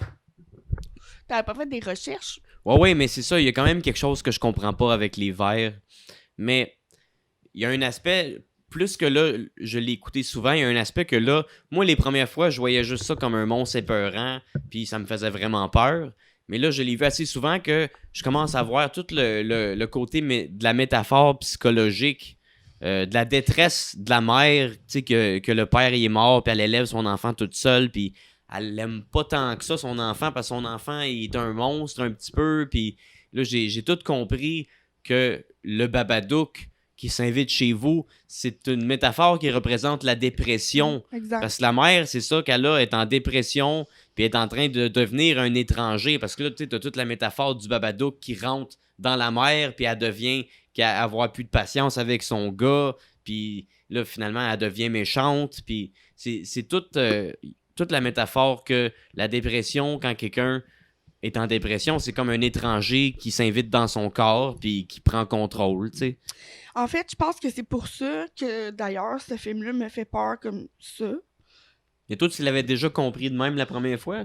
Ben, un peu, mais tu sais, comment je peux dire? C'est peut-être sans le savoir, tu sais, je croyais que c'était ça parce que je sais c'est quoi. Fait que oui, je pense que c'est un peu ça qui a fait que ça me fait peur autant parce que c'est un film qui m'a beaucoup marqué. Parce que oui, c'est exactement ce qui est en dépression, c'est ça. C'est un monstre qui s'insinue en toi, puis qui change ta perception, puis qui change qui t'es. Puis ils disent, tu sais, no matter how it took, you can't get rid of the Babadook. Puis ça veut pas dire que tu peux pas te sortir de la dépression, mais tu sais, comme elle, c'est son mari, le père de son fils, il est mort. Puis ça veut juste dire qu'elle va falloir qu'elle apprenne à vivre avec, tu sais. Peu importe qu'est-ce qu'elle fait, elle peut aller mieux, mais elle pourra jamais remplir le vide qui est là, tu sais. Tout à fait. Puis c'est ça un peu la leçon de ce film-là. C'est pour ça, à la fin, là, ils vivent avec le Babadook, puis là, ils le nourrissent, mais c'est l'affaire qu'ils ramassent des vers pour le nourrir avec des vers que je comprends pas pantoute, qu'est-ce que ça veut dire. Puis tout le film me maze, puis à la fin, je suis comme... Ben, si tu restes avec un espèce de goût un peu amer, parce que tu te dis, ben là, avec, tu sais, comme, c'est quoi cette espèce de nourriture-là, d'aller nourrir sa dépression avec des vers, je sais. Non, c'est spécial. On a déjà discuté de ça, puis Mhm. d'ailleurs, on n'a jamais conclu à rien parce que. Mais je on pense a- que c'est une expression anglaise aussi, comme une des tunes de Pink Floyd sur l'album The Wall. Waiting for the worms to come. Je pense que c'est une expression anglaise qu'on comprend peut-être moins ici au C'est ça, Québec. Là. peut-être que ici, c'est ça traduit pour nous, ça fait C'est aucun sens. c'est un film anglais, justement. Oui. Si je me trompe pas. Comme Pink Floyd, c'est des Anglais, c'est d'Angleterre. là. D'Angleterre, oui. Ouais. Mhm. Fait que c'est ça, Babadook. C'était un bon double feature. C'est un film que j'aime bien. Là, je vais mettre mon. Je vais faire pisser mon chien, puis au montage, je vais juste couper ça, puis recoller ça. Fait qu'on est de retour. Yes! Bon, fait que là, je parlais du Babadook. Sinon, c'est ça, je faisais un petit peu le survol de qu'est-ce que j'ai aimé revoir sur grand écran. Ben, revoir pour la première fois sur grand écran. Oui! Je sais pas, je pense que j'en ai dit déjà beaucoup. Oui. Sinon, je t'avoue que Nightmare on Elm Street sur grand écran, ça m'a fait vraiment triper. Ouais. Je me sentais comme si, tu sais, je me sentais comme à un show rock d'un de mes groupes préférés que j'aime depuis que je suis petit puis que je vois pour la première fois en show. Trop cute! Puis tu sais, quand ça a commencé, puis là, genre, ça a écrit en rouge sur l'écran Nightmare on Elm Street. Je me suis retenu, mais j'avais juste le goût de faire comme Wouh! Ouais. Freddy, Oh, wow. Freddy c'est une rockstar, là. T'es drôle. Ouais. Sinon, c'est ça. Texas Chainsaw Massacre aussi, je trouve, c'est un film vraiment pour cinéphile. Je trouve, c'est tant qu'à moi un des meilleurs films d'horreur ever. Je trouve que c'est original. Le premier, tu sais, ils en ont fait plein, puis il n'y en a Ouais. aucun qui arrive à achever. Le premier, c'est juste. C'est même pas. Tu sais, on dirait que c'est plus bizarre que gore. Puis souvent, les gens, on dirait que tu t'en rends pas compte. Mais tu sais, tu regardes ce film-là, puis c'est pas tant gore, c'est juste l'ambiance Ouais, qui mettent, là, ouais. qui build up, Mhm. que plus ça va, plus tu feels weird. Puis, tu sais, c'est genre plus un massacre au marteau qu'un massacre à la tronçonneuse. Ça, je l'ai dit souvent. Ouais, Mais effectivement. c'est vraiment un film pour le grand écran. Je pense de tous les slashers, tu sais, oui, Freddy, ça m'a fait triper. Sauf de tous les slashers, c'est celui que j'ai été le plus content de voir De sur voir grand ce grand écran. écran. Ouais. Bon.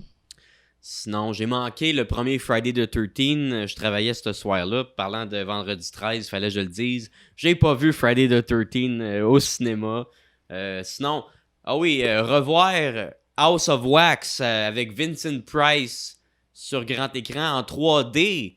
Ça, c'était vraiment quelque chose. Ouais, là, Moi, je n'étais pas là ce soir-là, je suis pas allée. Je filais pas, mais effectivement, t'es allé avec un de tes amis, Ouais, puis oui, ça a l'air, t'avais bien trippé. Ça Mais aussi, j'aimerais savoir ça. Vincent Price, moi, je pense que c'est mon acteur de film d'horreur préféré, en tout cas de ceux qui sont morts, de ceux qui sont vivants, c'est Bruce Campbell. Mais Oui. je pense quand même que j'aime plus Vincent Price que Bruce Campbell. Vincent Price, c'est mon acteur d'horreur. Je trouve qu'il incarne l'horreur. Vincent Price, c'est une légende. Puis House of Wax de 1954, je pense, 1953. Je crois que c'est 1953, parce que 1954, c'est l'année de naissance de ma mère, puis il me semble que tu m'avais dit l'année, puis c'était pas 54. En Fait que tout ça doit cas, être 53. C'est les années 50. C'est un remake d'un vieux film d'horreur des années 30 qui est vraiment bon aussi. Puis là, ils l'ont fait jouer en 3D, une version numérisée, puis c'était du 3D avec des lunettes vraiment high-tech avec des batteries dedans. Ah, for real? C'était ouais. pas l'affaire rouge et Non, bleu, là? c'était du gros 3D. Wow, wow, wow. Puis moi, je savais pas que House of Wax, ça avait sorti au cinéma à la base en 3D. Puis ça a l'air, ça serait un des premiers films d'horreur en 3D qui s'est sorti au cinéma. Ah ben, Si c'est pas un des premiers films qui est sorti en 3D au cinéma. that's it, ouais, c'est ça. Wow, ok. Puis Vincent Price, tu sais, c'est un rôle pour lui, là. C'est parfait, là, tu sais, c'est l'artiste qui fait des sculptures de cire, des mannequins de cire, qui a un musée épeurant, tu sais, puis là, la bataille avec le gars qui veut juste faire brûler le musée pour avoir les assurances, puis là, lui qui il brûle avec ses statues dans le musée, mais finalement il meurt pas, puis il revient, mais comme un monstre, en tout cas. Wow! Là, il fait des mannequins de cire avec les gens qu'il veut tuer pour se venger de qu'est-ce qui est arrivé, tu sais. Ok, wow! C'est vraiment un film d'horreur, là. Ouais, c'est vraiment, vraiment, vraiment bon. C'est Nice. vraiment, vraiment, vraiment bon. Puis c'est... Je dis tout le temps que c'est un des meilleurs à Vincent Price. Tant qu'à moi, tous les Vincent Price sont ses meilleurs, esti, mais il est juste parfait dans ce rôle-là. Il est à son pic. C'est lui à son plus épeurant. Genre ça c'était quelque chose de le voir en 3D. Puis le 3D, il était vraiment impressionnant. Ah oui? Comme la scène, justement, au début, où ce que le gars, il crisse le feu au musée pour les assurances. Puis là, tu regardes le film en 3D pendant qu'ils se battent. Puis le musée est en train de brûler. Les effets de genre les flammes puis la fumée, ça, c'était comme... On dirait qu'il y avait de la fumée dans la salle de cinéma, Wow! tu sais. Ok, à ce point-là. Puis t'as un bout aussi avec un gars qui veut genre faire de la promotion pour le musée à l'entrée, puis qui dit au monde de rentrer. Puis là, il y a des bolos. Il y a deux bolos dans ses mains, puis là, il est comme « Step right up, folks! Come see the museum! » Puis là, t'as les balles qui font comme pop, pop, pop, pop, pop, Ça pop, te pop. vole en face, genre. C'est comme... Ouais, c'est ça. Ou t'as un bout, tu sais, qui sont dans un genre de vieux cabaret de Charleston, puis là, t'as plein de danseuses, tu sais, qui ils font ça. Puis là, t'as vraiment genre les jambes qui sortent de l'écran. Sauf dans ta face. C'était cool, ça. Ouais, ça doit. Ouais. Ah, c'était vraiment cool. Ouais, je m'en rappelle, j'étais avec mon ami Christian qui a fait le podcast 2 fois, justement. Puis, tu sais, lui aussi, il trippe horreur gothique. On a fait un épisode de 2h30 où on jase d'horreur gothique. Fait que lui, il était comme un enfant. Là. C'était la première fois qu'il le voyait en 3D. Puis à la fin du film, il était comme « Oh my God, c'était malade! » tu sais. Ah, c'est cute. Ouais. Vincent Price... J'ai vu un autre Vincent Price que j'avais jamais vu, parce que Vincent Price, il a fait beaucoup d'adaptations à l'écran avec Roger Corman de récits d'Edgar Allan Poe, adaptation at large, là, parce que des fois, ça va vraiment plus loin que le récit de Poe, puis des fois, ça a quasiment pas tant rapport. Mais là, c'était House of the Red Death. Mask of the Red Death, excusez. Mask of the Red Death. Puis je l'avais jamais vu. Puis je suis vraiment content d'avoir vu un Vincent Price de Poe sur grand écran que j'avais jamais vu, parce qu'il y en a plusieurs que j'ai vus, puis lui, je l'avais jamais vu. Puis il est quand même, tu sais, pour les Vincent Price Poe que j'ai regardé, ça tirait bien de l'histoire originale. Okay. Tu sais, ça faisait du sens. Puis c'était vraiment bon. Vincent Price, il est genre vraiment bon là-dedans, là. Comme juste, tu l'haïs quasiment, il est juste un genre de landlord, un seigneur de terre qui prend tout pour lui, tu sais, puis il worship Satan, puis en tout cas, c'est comme... Il est vraiment genre... Your kind of movie. Ouais. c'est ça, en plus, c'était dans la grosse salle, parce que tous les films qu'on est allé voir à Cinémathèque qui étaient pas mal dans la même salle, c'était dans salle 1, mais lui... C'est un film qui est fait pour plus grand écran, fait qu'il était dans la deuxième salle avec un très très grand écran, parce qu'il est fait wide. Fait que c'était quelque chose de le voir, tu sais. Sur extrême grand écran. Ouais, je suis content d'avoir vu l'autre salle en même temps de la Cinémathèque. Moi, je l'ai même pas vu. Où est-ce qu'ils font jouer Club Sandwich. Club Sandwich. Petit inside, là. C'est un... À la Cinémathèque, ils font jouer aussi d'autres films, tu sais, plein de sortes de films. Puis il y avait un des film... nouveautés étrangères. Des nouveautés étrangères, c'est ça. Puis il y avait un film qui s'appelait Le ciel... Le ciel rouge. Puis on a vu l'annonce 1000 fois, parce qu'ils mettaient l'annonce à chaque début de film au mois de juillet. À chaque début de film qu'on allait voir au mois de juillet, film d'horreur, ils mettaient l'annonce de Le ciel rouge. Mais dans Le ciel rouge, l'écrivain... Il y a un écrivain qui écrit un livre qui s'appelle Club Sandwich, puis comment qu'il le prononce, on a bien ri. Mais c'est à cause que c'est un film européen avec un langage qu'on comprend pas, puis la seule chose qu'on comprend dans l'annonce, c'est quand il dit le nom de son livre, il dit Club Sandwich. Puis là, la fille, elle répond Club Club Sandwich. Sandwich? Puis là, il est comme. Il est bien mal à l'aise parce qu'il pense qu'elle aime pas le titre. Puis là, en tout cas, c'est ce qu'on a détecté, là, nous. Club Sandwich. Puis là, après Club ça, Sandwich. il répète ça parce qu'elle a dit ça. En tout cas, Ah, ils disent comme ils 3 disent fois. 3 fois. Puis on trouvait ça bien drôle. Puis on là, est resté Sky Club Sandwich longtemps. Là, j'y allais quand elle était pas là, puis là, je prenais des photos de l'écran quand il dit Club Sandwich, puis on le voit écrit en sous-titre. Là, j'ai envoyé ça, puis elle trouvait ça Moi, bien je trouvais ça bien drôle à la maison de lire Club Sandwich, puis là, je pensais à l'accent qui dit Club Sandwich. Mais c'est parce que je pensais à toi. Oh, t'es chou. Fait que c'est ça. Ben des films, sinon des petites découvertes aussi. Mes grosses découvertes, il y avait Baxter, que tant qu'à moi, c'est un incontournable de mes découvertes. Mais sinon, il y a beaucoup de films étrangers que pour moi, cet été, c'était des découvertes. Parce que j'étais pas habituellement... je suis moins porté, on dirait, à écouter des films étrangers sous-titrés. Puis cet été, tant qu'à avoir payé pour la passe, puis je veux la rentabiliser, fait que j'étais allé en voir plein.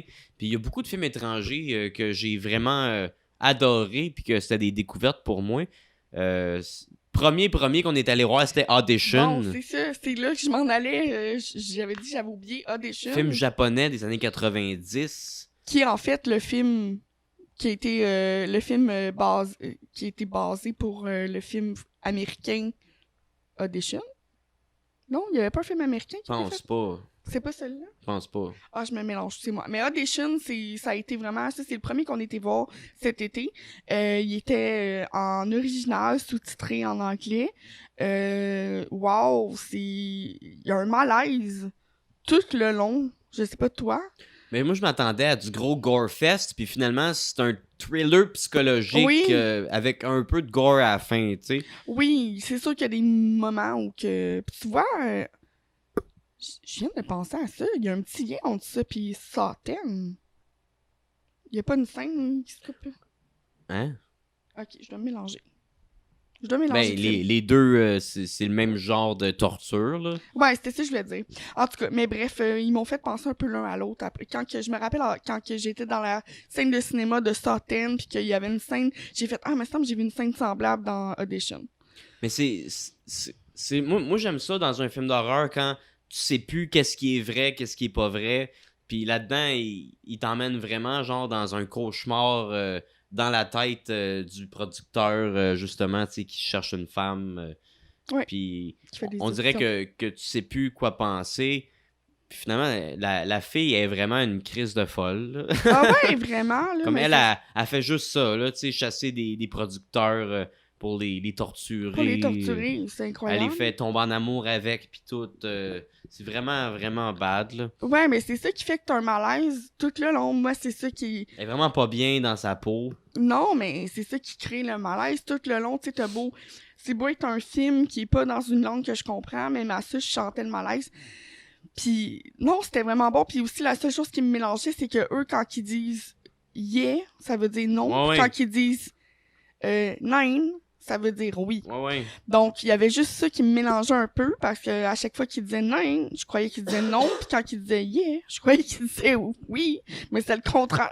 Fait qu'il y avait un peu ça qui me mélangeait, une chance que les sous-titres pareil, mais non, c'était ça me marquait un peu dans le sens où je me rappelle être restée avec un malaise. Ouais. Mais j'ai eu bien des petites découvertes asiatiques cet été. J'aime beaucoup l'horreur asiatique que j'ai découvert. Audition, c'est ça qui m'a plongé là-dedans.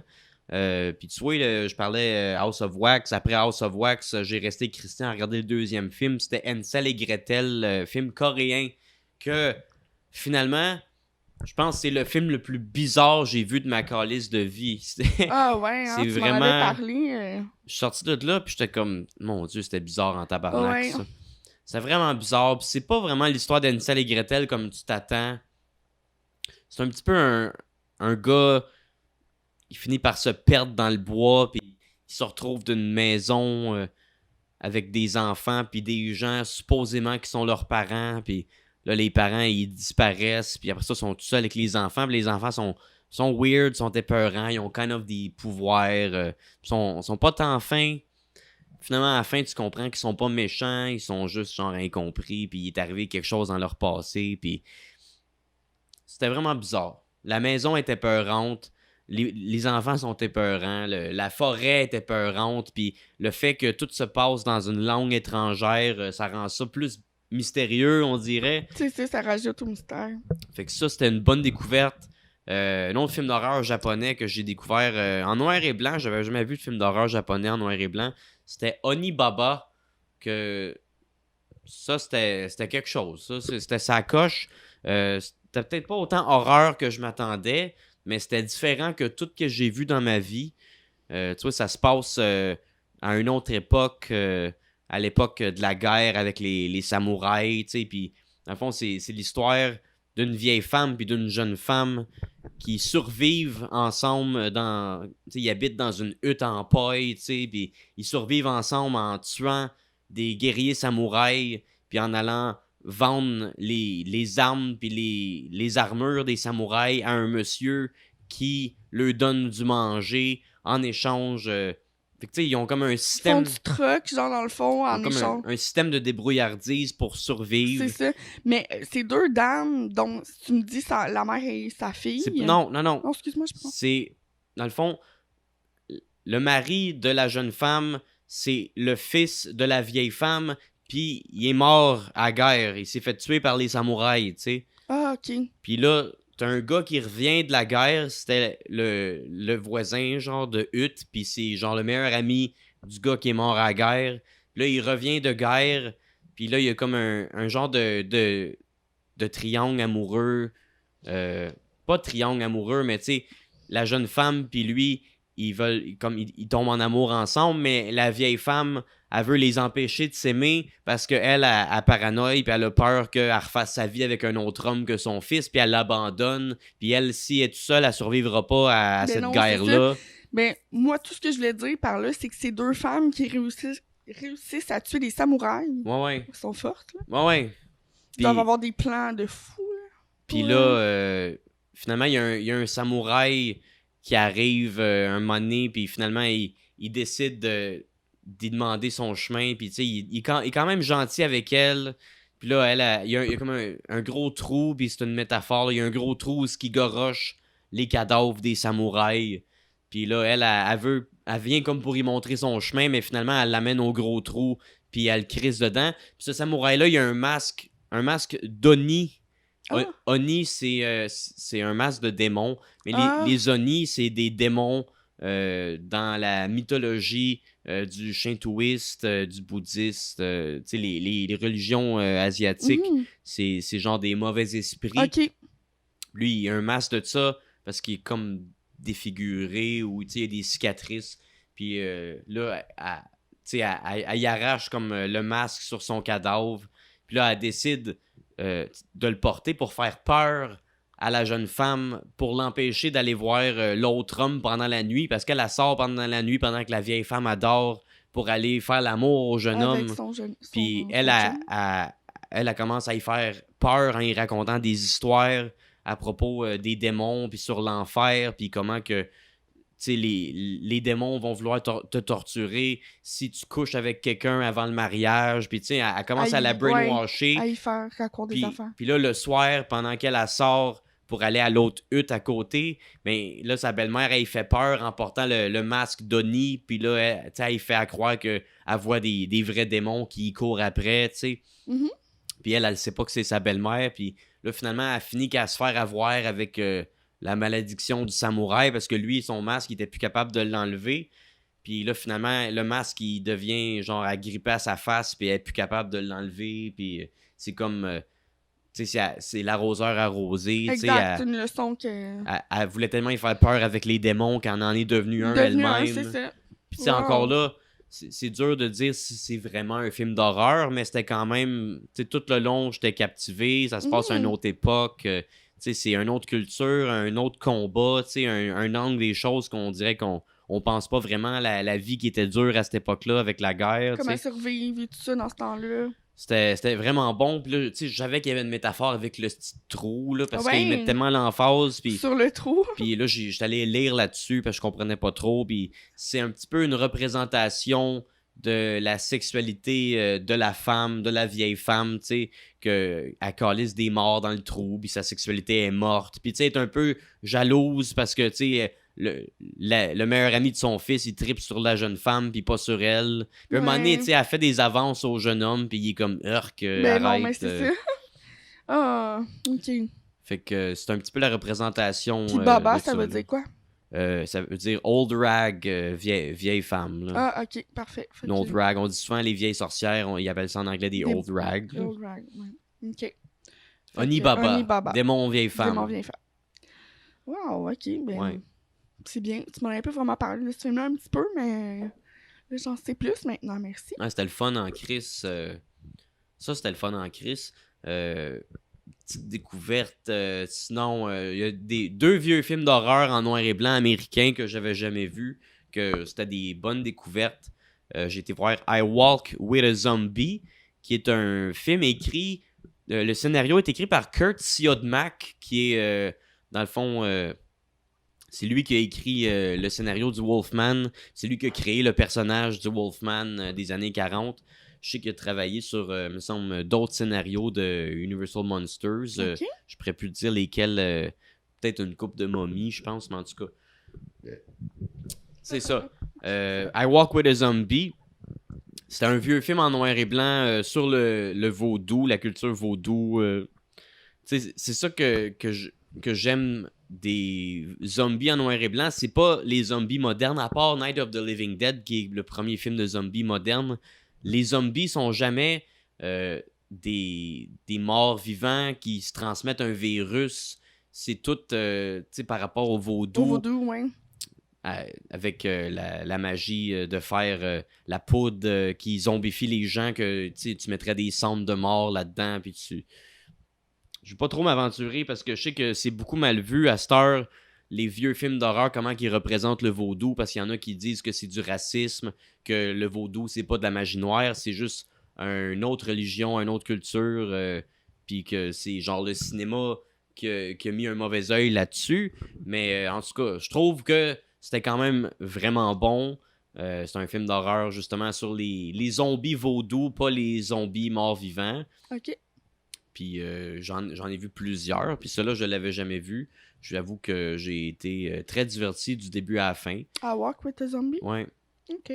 Ça a rapport, me semble, avec... c'est une femme qui se fait engager pour être genre l'infirmière de la femme d'un docteur. Me semble que sa femme, il comprend pas qu'est-ce qu'elle a, mais je sais pas si c'est la femme d'un docteur. La femme d'un homme, en tout cas. Sa femme, elle a genre été zombifiée, mais lui, il le sait pas. Puis là, elle est juste comme genre rendue légume. Ah, ouais. Puis là, c'est ça, la madame, elle se fait engager pour genre prendre soin de cette femme-là.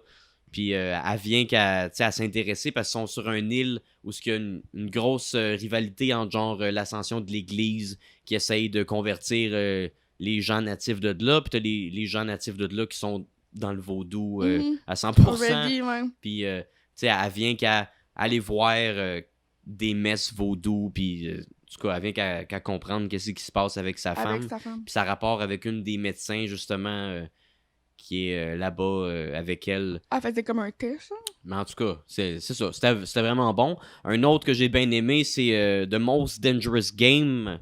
En français, c'est La chasse contre Zarov. Puis ça, j'avais vu déjà aussi des films un petit peu basés là-dessus. Ok. Tu sais, mais c'est justement... C'est un gars qui land, tu sais, son bateau, il c'est un bateau avec des chums de gars, puis il y a une grosse tempête, tous ces chums de gars, ils meurent, puis lui, il s'en va en naufrage sur une petite île où il y a un comte qui reste là, dans une maison, en plein milieu de la jungle, puis finalement, le comte, c'est un maniaque, puis son trip, c'est de lâcher du monde lousse dans la jungle, puis les chasser. Oui. Puis ça, c'est juste... Tu sais, j'avais déjà vu The Pest avec John Leguizamo, qui est c'est une comédie, puis c'est un petit peu ça, l'histoire. Là, ça, c'est vraiment tu sais, c'est basé sur un livre, mais c'est le film qui est basé là-dessus. Ok. C'est le premier. Puis là, j'ai su qu'il y a un remake qui est sorti en 2022, vraiment pas bon, à ce qui paraît, de Most Dangerous Game. Oui. Mais en tout cas, c'était vraiment bon. Ça, c'est une belle découverte. J'avais jamais vu ça. Puis, Tu me tentes. tu te mets à... C'est facile de se mettre à la place du gars, tu sais. Parce qu'au début, il y a une grosse conversation psychologique avec un de ses amis sur le bateau. Comment est-ce que on dit que la chasse est un sport? Pourtant, tu sais, il y en a juste un qui chasse, l'autre, il est plus en survie qu'en train de jouer à un sport. Ouais. Puis là, ils ont un petit argument sur... Mais c'est pas parce qu'il court pour sa survie que c'est moins du sport, tu sais. Ouais. Puis là, il est comme, ouais, mais pourquoi j'aurais à penser à ça? Jamais je vais me retrouver à la place de l'animal. Oh, baba, Puis, et tu sais, puis là, là, c'est comme finalement... gros virement de situation. Ben oui. L'homme qui se retrouve à la place de l'animal, Wow. puis qui survit, puis qui essaie de s'en sortir. C'est ça. Fait que ça, c'était vraiment bon. OK. Une bonne découverte. Sinon, il y en a d'autres que j'ai découverts cet été. Genre, il me semble qu'il y a d'autres films étrangers que j'ai bien aimés. Là, pendant que je parlais du Comte Zaroff, j'en avais un dans la tête. Puis là, on dirait qu'il est parti. Parti prendre une marche? Ouais. Bon, mais en attendant... Mais en attendant, tu peux nous parler de... Ah, ben...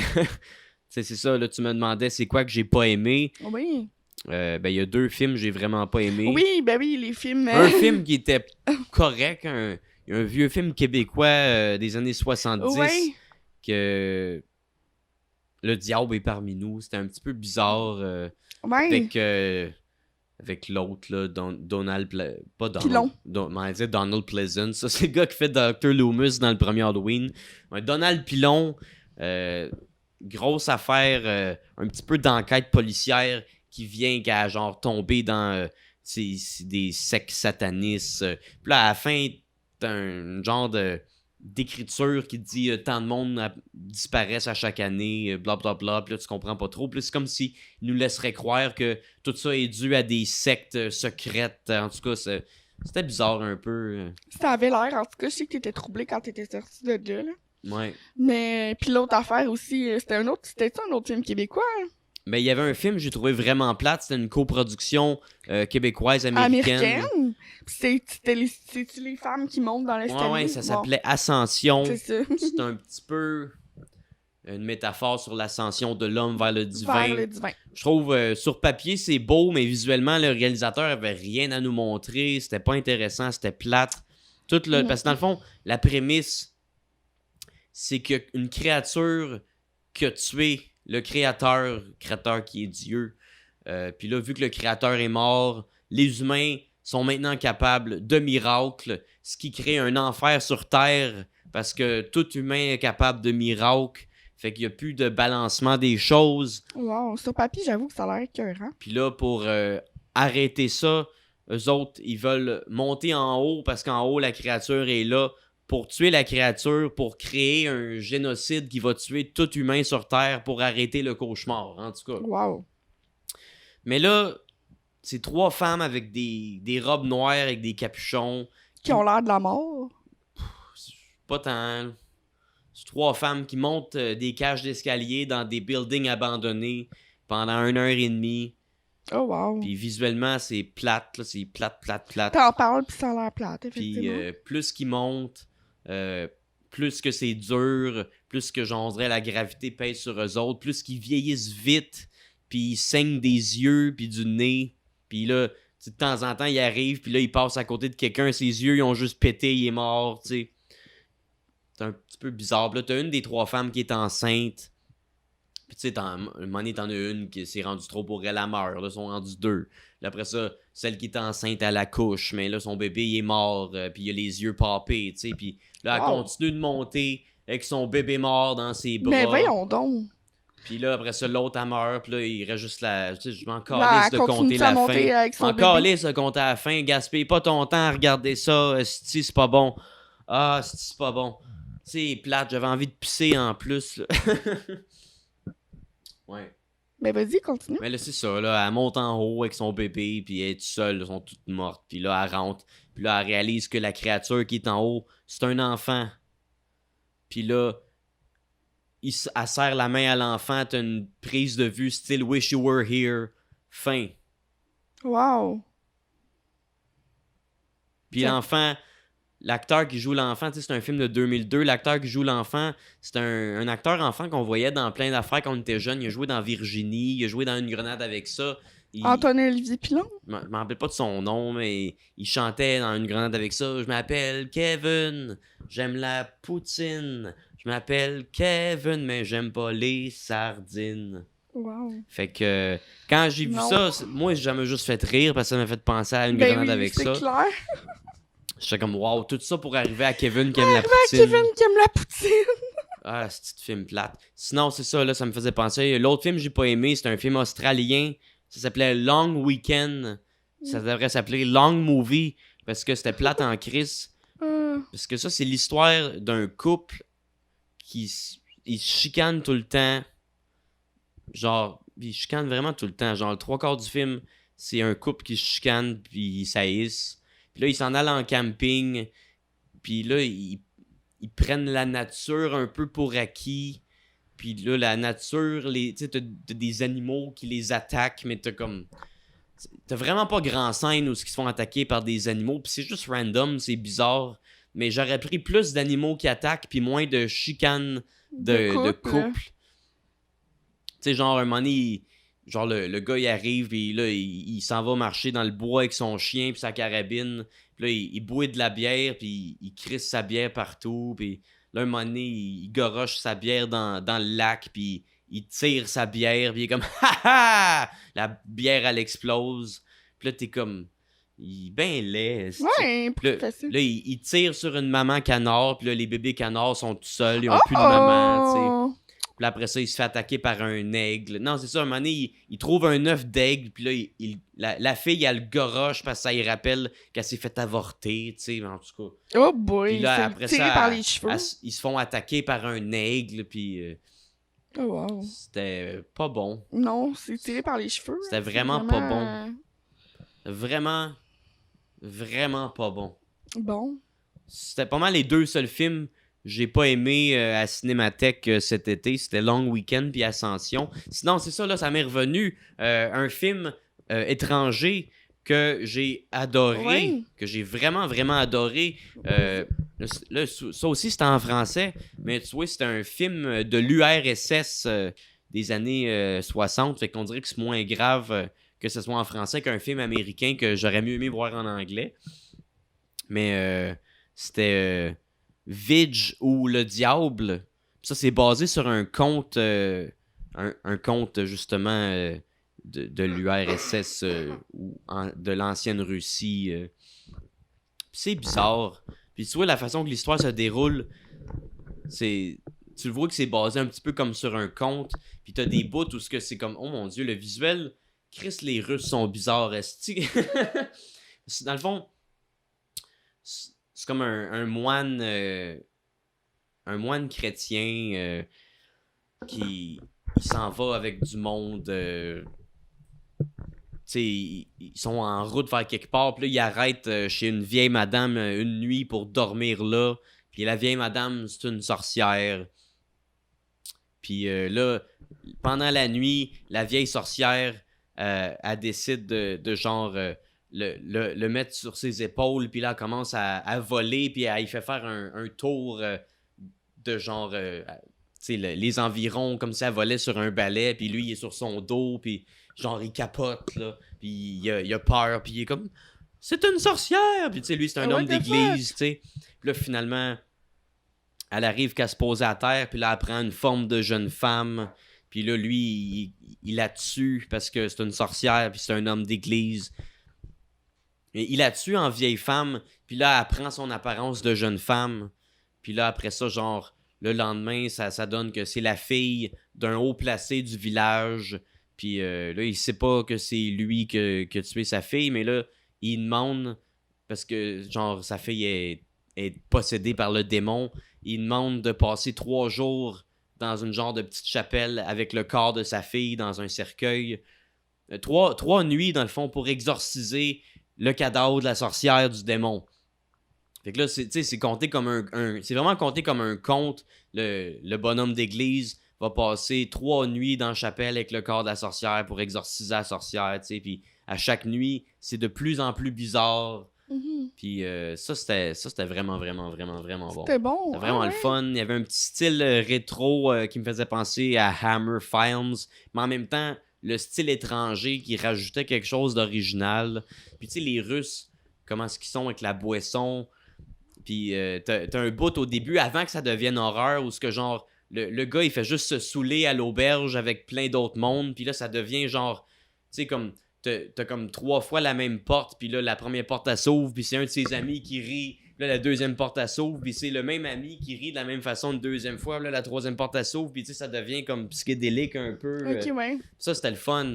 Ça avait même pas rapport avec l'horreur, c'était juste... C'était russe, tu sais. C'est russe. Ouais, ça, j'ai bien aimé ça. Puis, tu vois, c'est ça. Là, à chaque nuit, c'est de plus en plus pire. La première nuit... Tu sais, la sorcière, elle se lève de son cercueil, puis lui, il se fait tout le temps genre un cercle alentour de lui en disant des incantations pour se protéger. Mhm. Puis il y avait des aspects occultistes de la chose que j'aimais Ben oui. qu'il y avait derrière ça.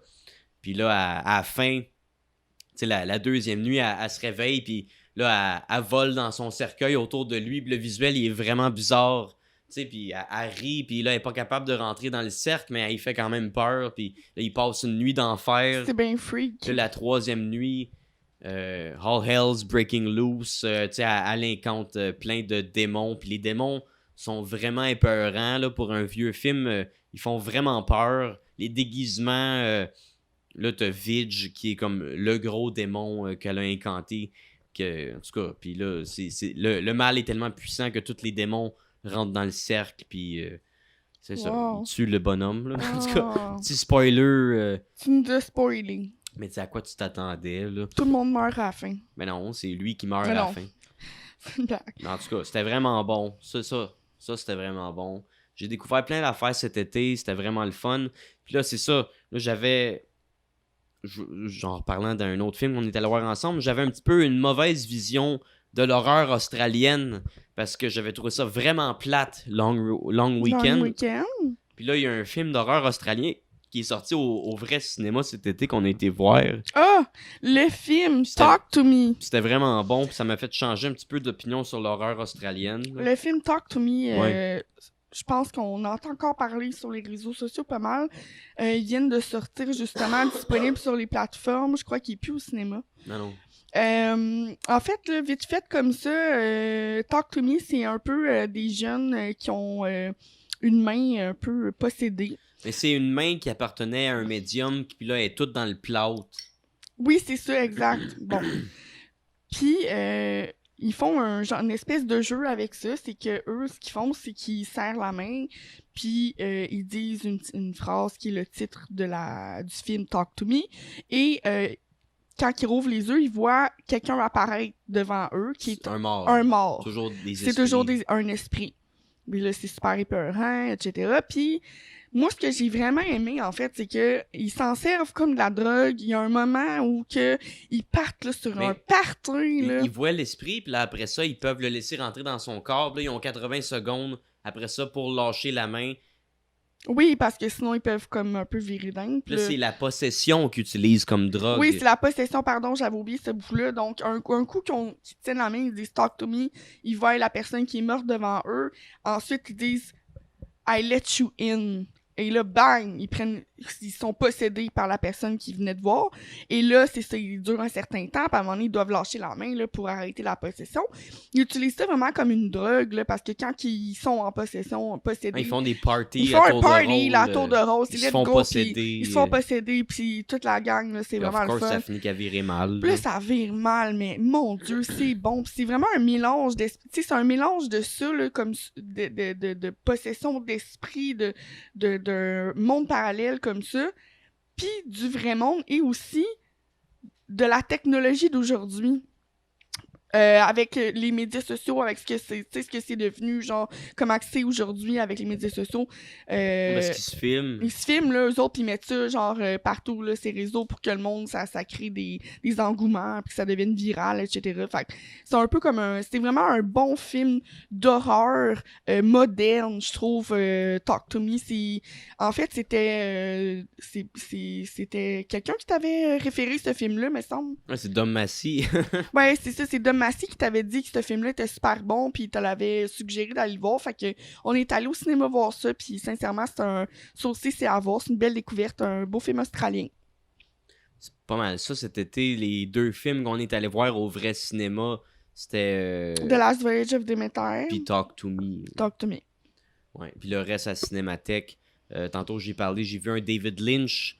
Parce que les derniers jours à Cinémathèque, on dirait qu'ils ont arrêté de mettre des films d'horreur jusqu'au dernier jour du mois. En tout cas, il y a comme une dizaine de jours, il n'y avait rien. Mais là, c'était des David Lynch. Puis il y a un film de David Lynch qui est classé horreur. Que c'est plus psychédélique, bad trippant qu'horreur. Mais on comprend pourquoi c'est horreur. Puis c'était Eraserhead.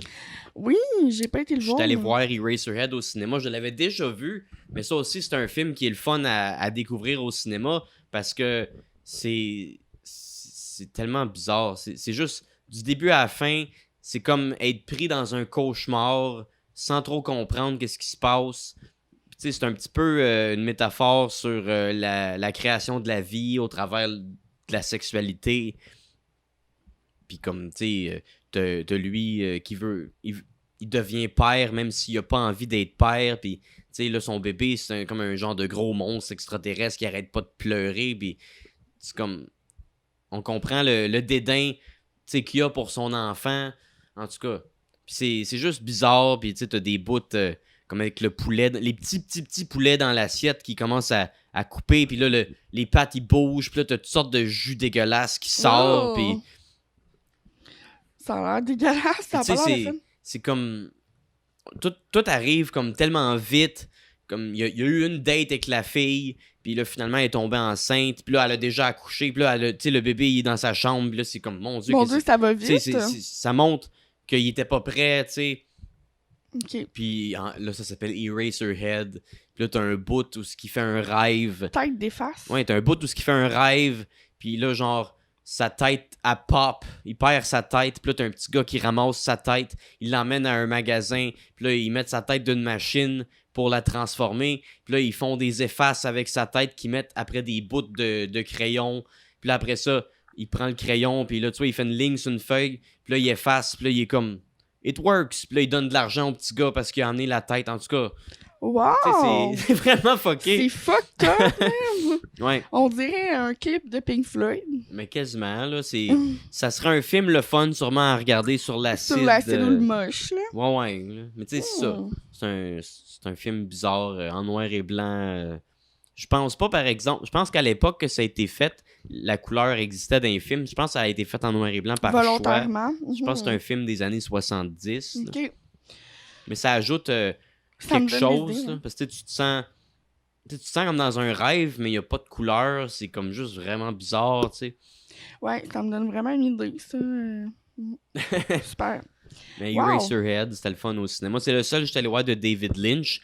Sinon, Cinémathèque, what the fuck, Chris, faites jouer des crises de bons films d'horreur tout l'été. Pas après ça. Là, c'est octobre, Halloween s'en vient, puis votre cycle d'Halloween, c'est fantôme romantique. Fantôme, ouais. Avec Ghost, avec Patrick Swayze. Oui, fait mon fantôme d'amour. C'est ça le cycle d'Halloween à Cinémathèque. C'est ça, le cycle d'Halloween à Cinémathèque, là, ça fait dur. Là. Nous autres, on était bien déçus, là, parce que, tu sais, tu t'attends à voir, c'est à Cinémathèque qu'ils ont fait un été qui s'appelle Histoire d'horreur avec combien de films d'horreur qu'ils ont mis. Là, tu te dis, crime, ils vont faire un mois d'octobre incroyable à l'Halloween. Mais non. Mais non. Des belles histoires de fantômes d'amour.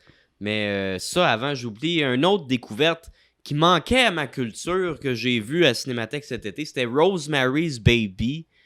Que, genre, j'en reviens pas, j'avais jamais regardé ça. Quelqu'un qui trippe horreur comme moi, c'était juste... tu sais, c'est un film un petit peu maudit. C'est un film maudit. Oui, il y a eu beaucoup de... Des affaires bizarres qui sont arrivées avec ce film-là. Des choses sont arrivées dans le tournage, etc. Les gens, les acteurs, les gens sur le tournage, puis tout ça. Là.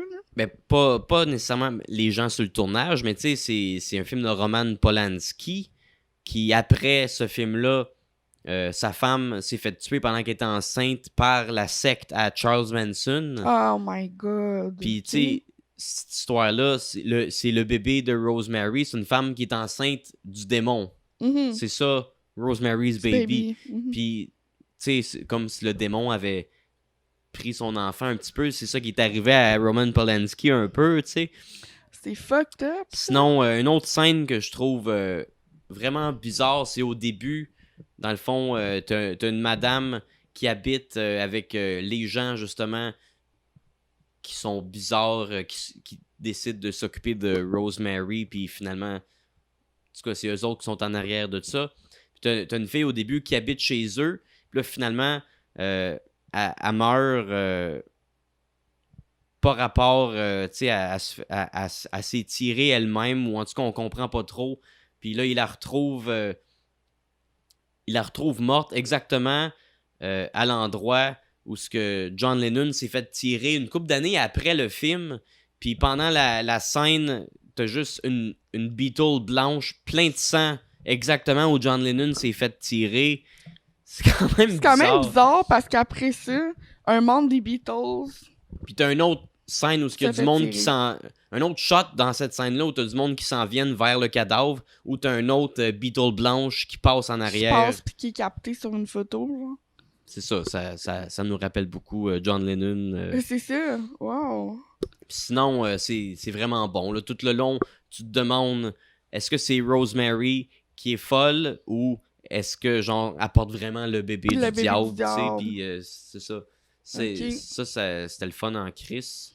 Sinon, il y a un soir, j'avais été tout seul pour voir Carrie. Ouais, ben Mais Carrie, j'avais déjà vu. Il y avait 2 films ce soir-là. Je me rappelle pas. J'étais pas là. Ouais. Mais Carrie, c'est sûr que c'est un bon film, moi, personnellement. Stephen Ben, King. J'aime bien Carrie, mais on dirait que j'ai réalisé Carrie, c'est horreur juste à la fin. Puis tout le long, c'est juste C'est du un bullying. long setup, un long build-up Un long build-up de bullying d'école. pour arriver à la fin. Mhm. C'est tout un build-up pour arriver à la fin. Ben oui, mais... Non, moi, j'ai trouvé ça. J'ai trouvé que c'était un mot à du bon film, Mhm. Carrie. Ouais, j'ai aimé ça, voir ça justement sur grand écran.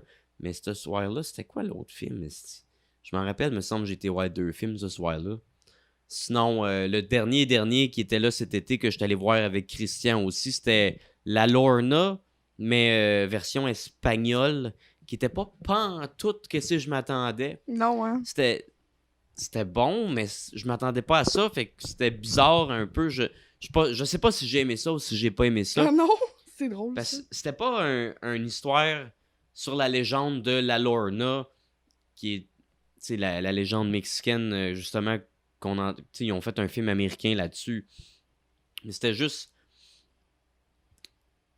Ils utilisaient le nom La Lorna parce que ça a rapport avec une mère que, tu sais, ses enfants sont morts, puis c'était de loin, genre, La Lorna, mais c'était juste l'histoire, dans le fond, d'un dictateur que pendant une guerre, il a été responsable d'un génocide. Puis là, ça fait des années de ça. Puis là, finalement, ça va au tribunal, puis tout. Puis il est jugé coupable de génocide. Ouf. Puis la scène, j'avoue, la scène de tribunal où, genre, on juge qu'il est coupable de génocide, l'émotion est lourde, là. Mhm. Puis ça, tu fais, oh my god, c'est bad d'être coupable de génocide. Tu sais, Ben oui. Puis là, t'as tout le peuple qui est fâché contre lui. Puis là, tu sais, tout le long, t'as du monde qui manifeste dans sa maison, Devant lui. devant sa maison. Puis là, c'est toute l'histoire de sa famille, à lui, qui sont complètement innocentes, mais qui vivent là-dedans. Puis eux Ben autres, oui. tu sais, ils le voyaient pas comme un monstre, mais c'est un peu un monstre. Puis c'était plus un drame politique que d'autres choses. Ok, là. ouais. Mais là, t'as sa femme à lui, justement, qui fait des cauchemars. Puis elle, dans ses cauchemars, est une femme dans la guerre qui se sauvait avec ses enfants. Puis là, elle se faisait courir après par l'armée de son mari dans la vraie vie, tu sais. Puis là, Ok, ouais. finalement, elle vient qu'à rêver.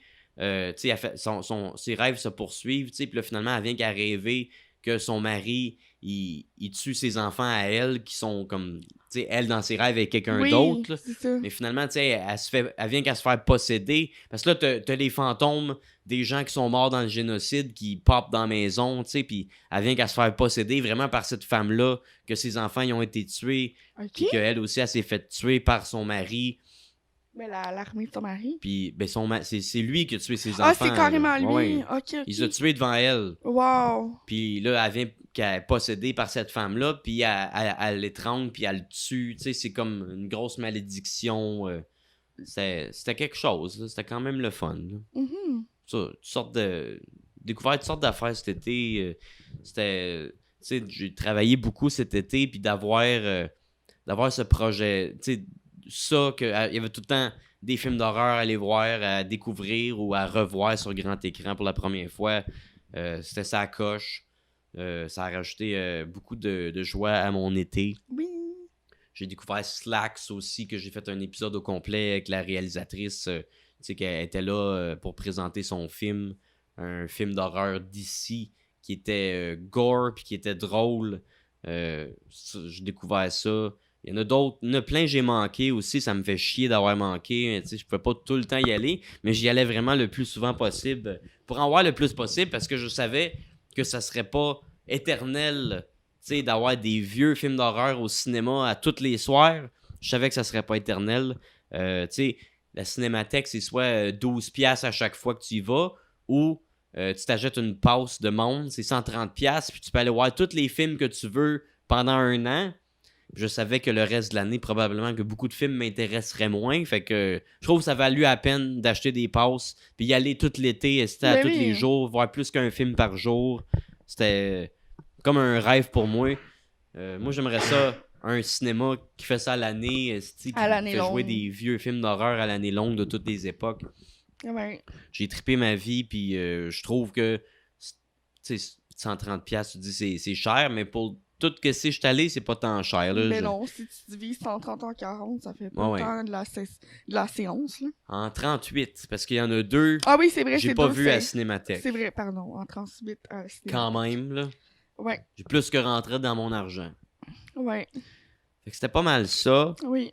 Je sais pas s'il y a d'autres films qui te viennent en tête qu'on n'a pas parlé. Non. Je pense qu'on a fait pas mal le tour. En tout cas, toi, t'as fait pas mal le tour de tes films. Je suis sûr que j'en oublie. Ben, moi aussi, mais... non, c'est pas mal ça. Comme je disais, mon coup de cœur, ça reste Eyes Without a Face, puis celui que j'ai pas aimé, The Howling. Mais j'ai quand même... Y a-tu d'autres que t'as pas aimé?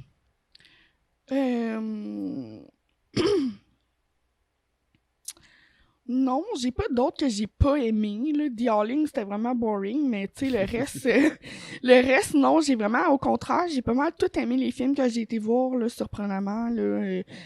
Pis tu sais, je veux dire, il y en a que j'y allais avec vraiment zéro attente. Justement, c'est pour ça que Eyes Without a Face, ça a été mon coup de cœur, parce que j'y allais vraiment avec zéro attente. Comme je disais tantôt, un film en noir et blanc des années 60, français, tu t'attends pas à ce que ça soit nécessairement le meilleur. Puis finalement, ça a été one of the best. Fait que... Ça conclut pas mal mon été histoire d'horreur. Yes, sir. Alright, let's go. Fait que je pense on va finir là-dessus. C'est un bon épisode quand même bien rempli. On avait bien de la jasette. Fait que si vous avez aimé ça, je vous invite, si vous ne l'êtes pas déjà, à vous abonner à mon Patreon pour contribuer à ma chaîne. Ça vous donne aussi accès à tous les épisodes de mon podcast 1 mois d'avance avant qu'ils sortent en public. Sinon, vous pouvez vous abonner à ma chaîne YouTube. Vous allez voir toutes mes vidéos. Ils sortent toujours un mois après ma chaîne YouTube. François Quirion. Des fois aussi, là, ça fait longtemps. Des fois, je sors des vidéos humoristiques. Vous pouvez aller voir toutes mes vidéos humoristiques aussi. Pensée futile. Où j'ai une captation aussi d'un show. Sinon, vous pouvez liker ma page Facebook. François Quirion Humoriste. Suis-moi sur Instagram, François de Quirion-nous. Sinon, mon podcast sort toujours en audio aussi après un mois. Sur toutes les plateformes, Balado Québec, Spotify, Google Podcasts, Apple Podcasts. Que c'est pas mal ça. Si tu veux me voir en show, c'est ça, abonne-toi à ma page Facebook. J'annonce tous mes shows d'avance. Sinon, envoie-moi une demande d'amis. Si t'as pas l'air d'un faux compte, je vais peut-être t'accepter. Pas mal là que je pose mes dates de show. Exactement. Sinon, c'est pas mal ça. Je vous souhaite un joyeux vendredi 13, même si mec ça sort, ça sera plus vendredi 13. Joyeux Halloween, bon mois d'octobre. Allez voir des films d'horreur, puis c'est ça. Amusez-vous. Tu fais pas du monde pour vrai. Non. Ciao. Bye.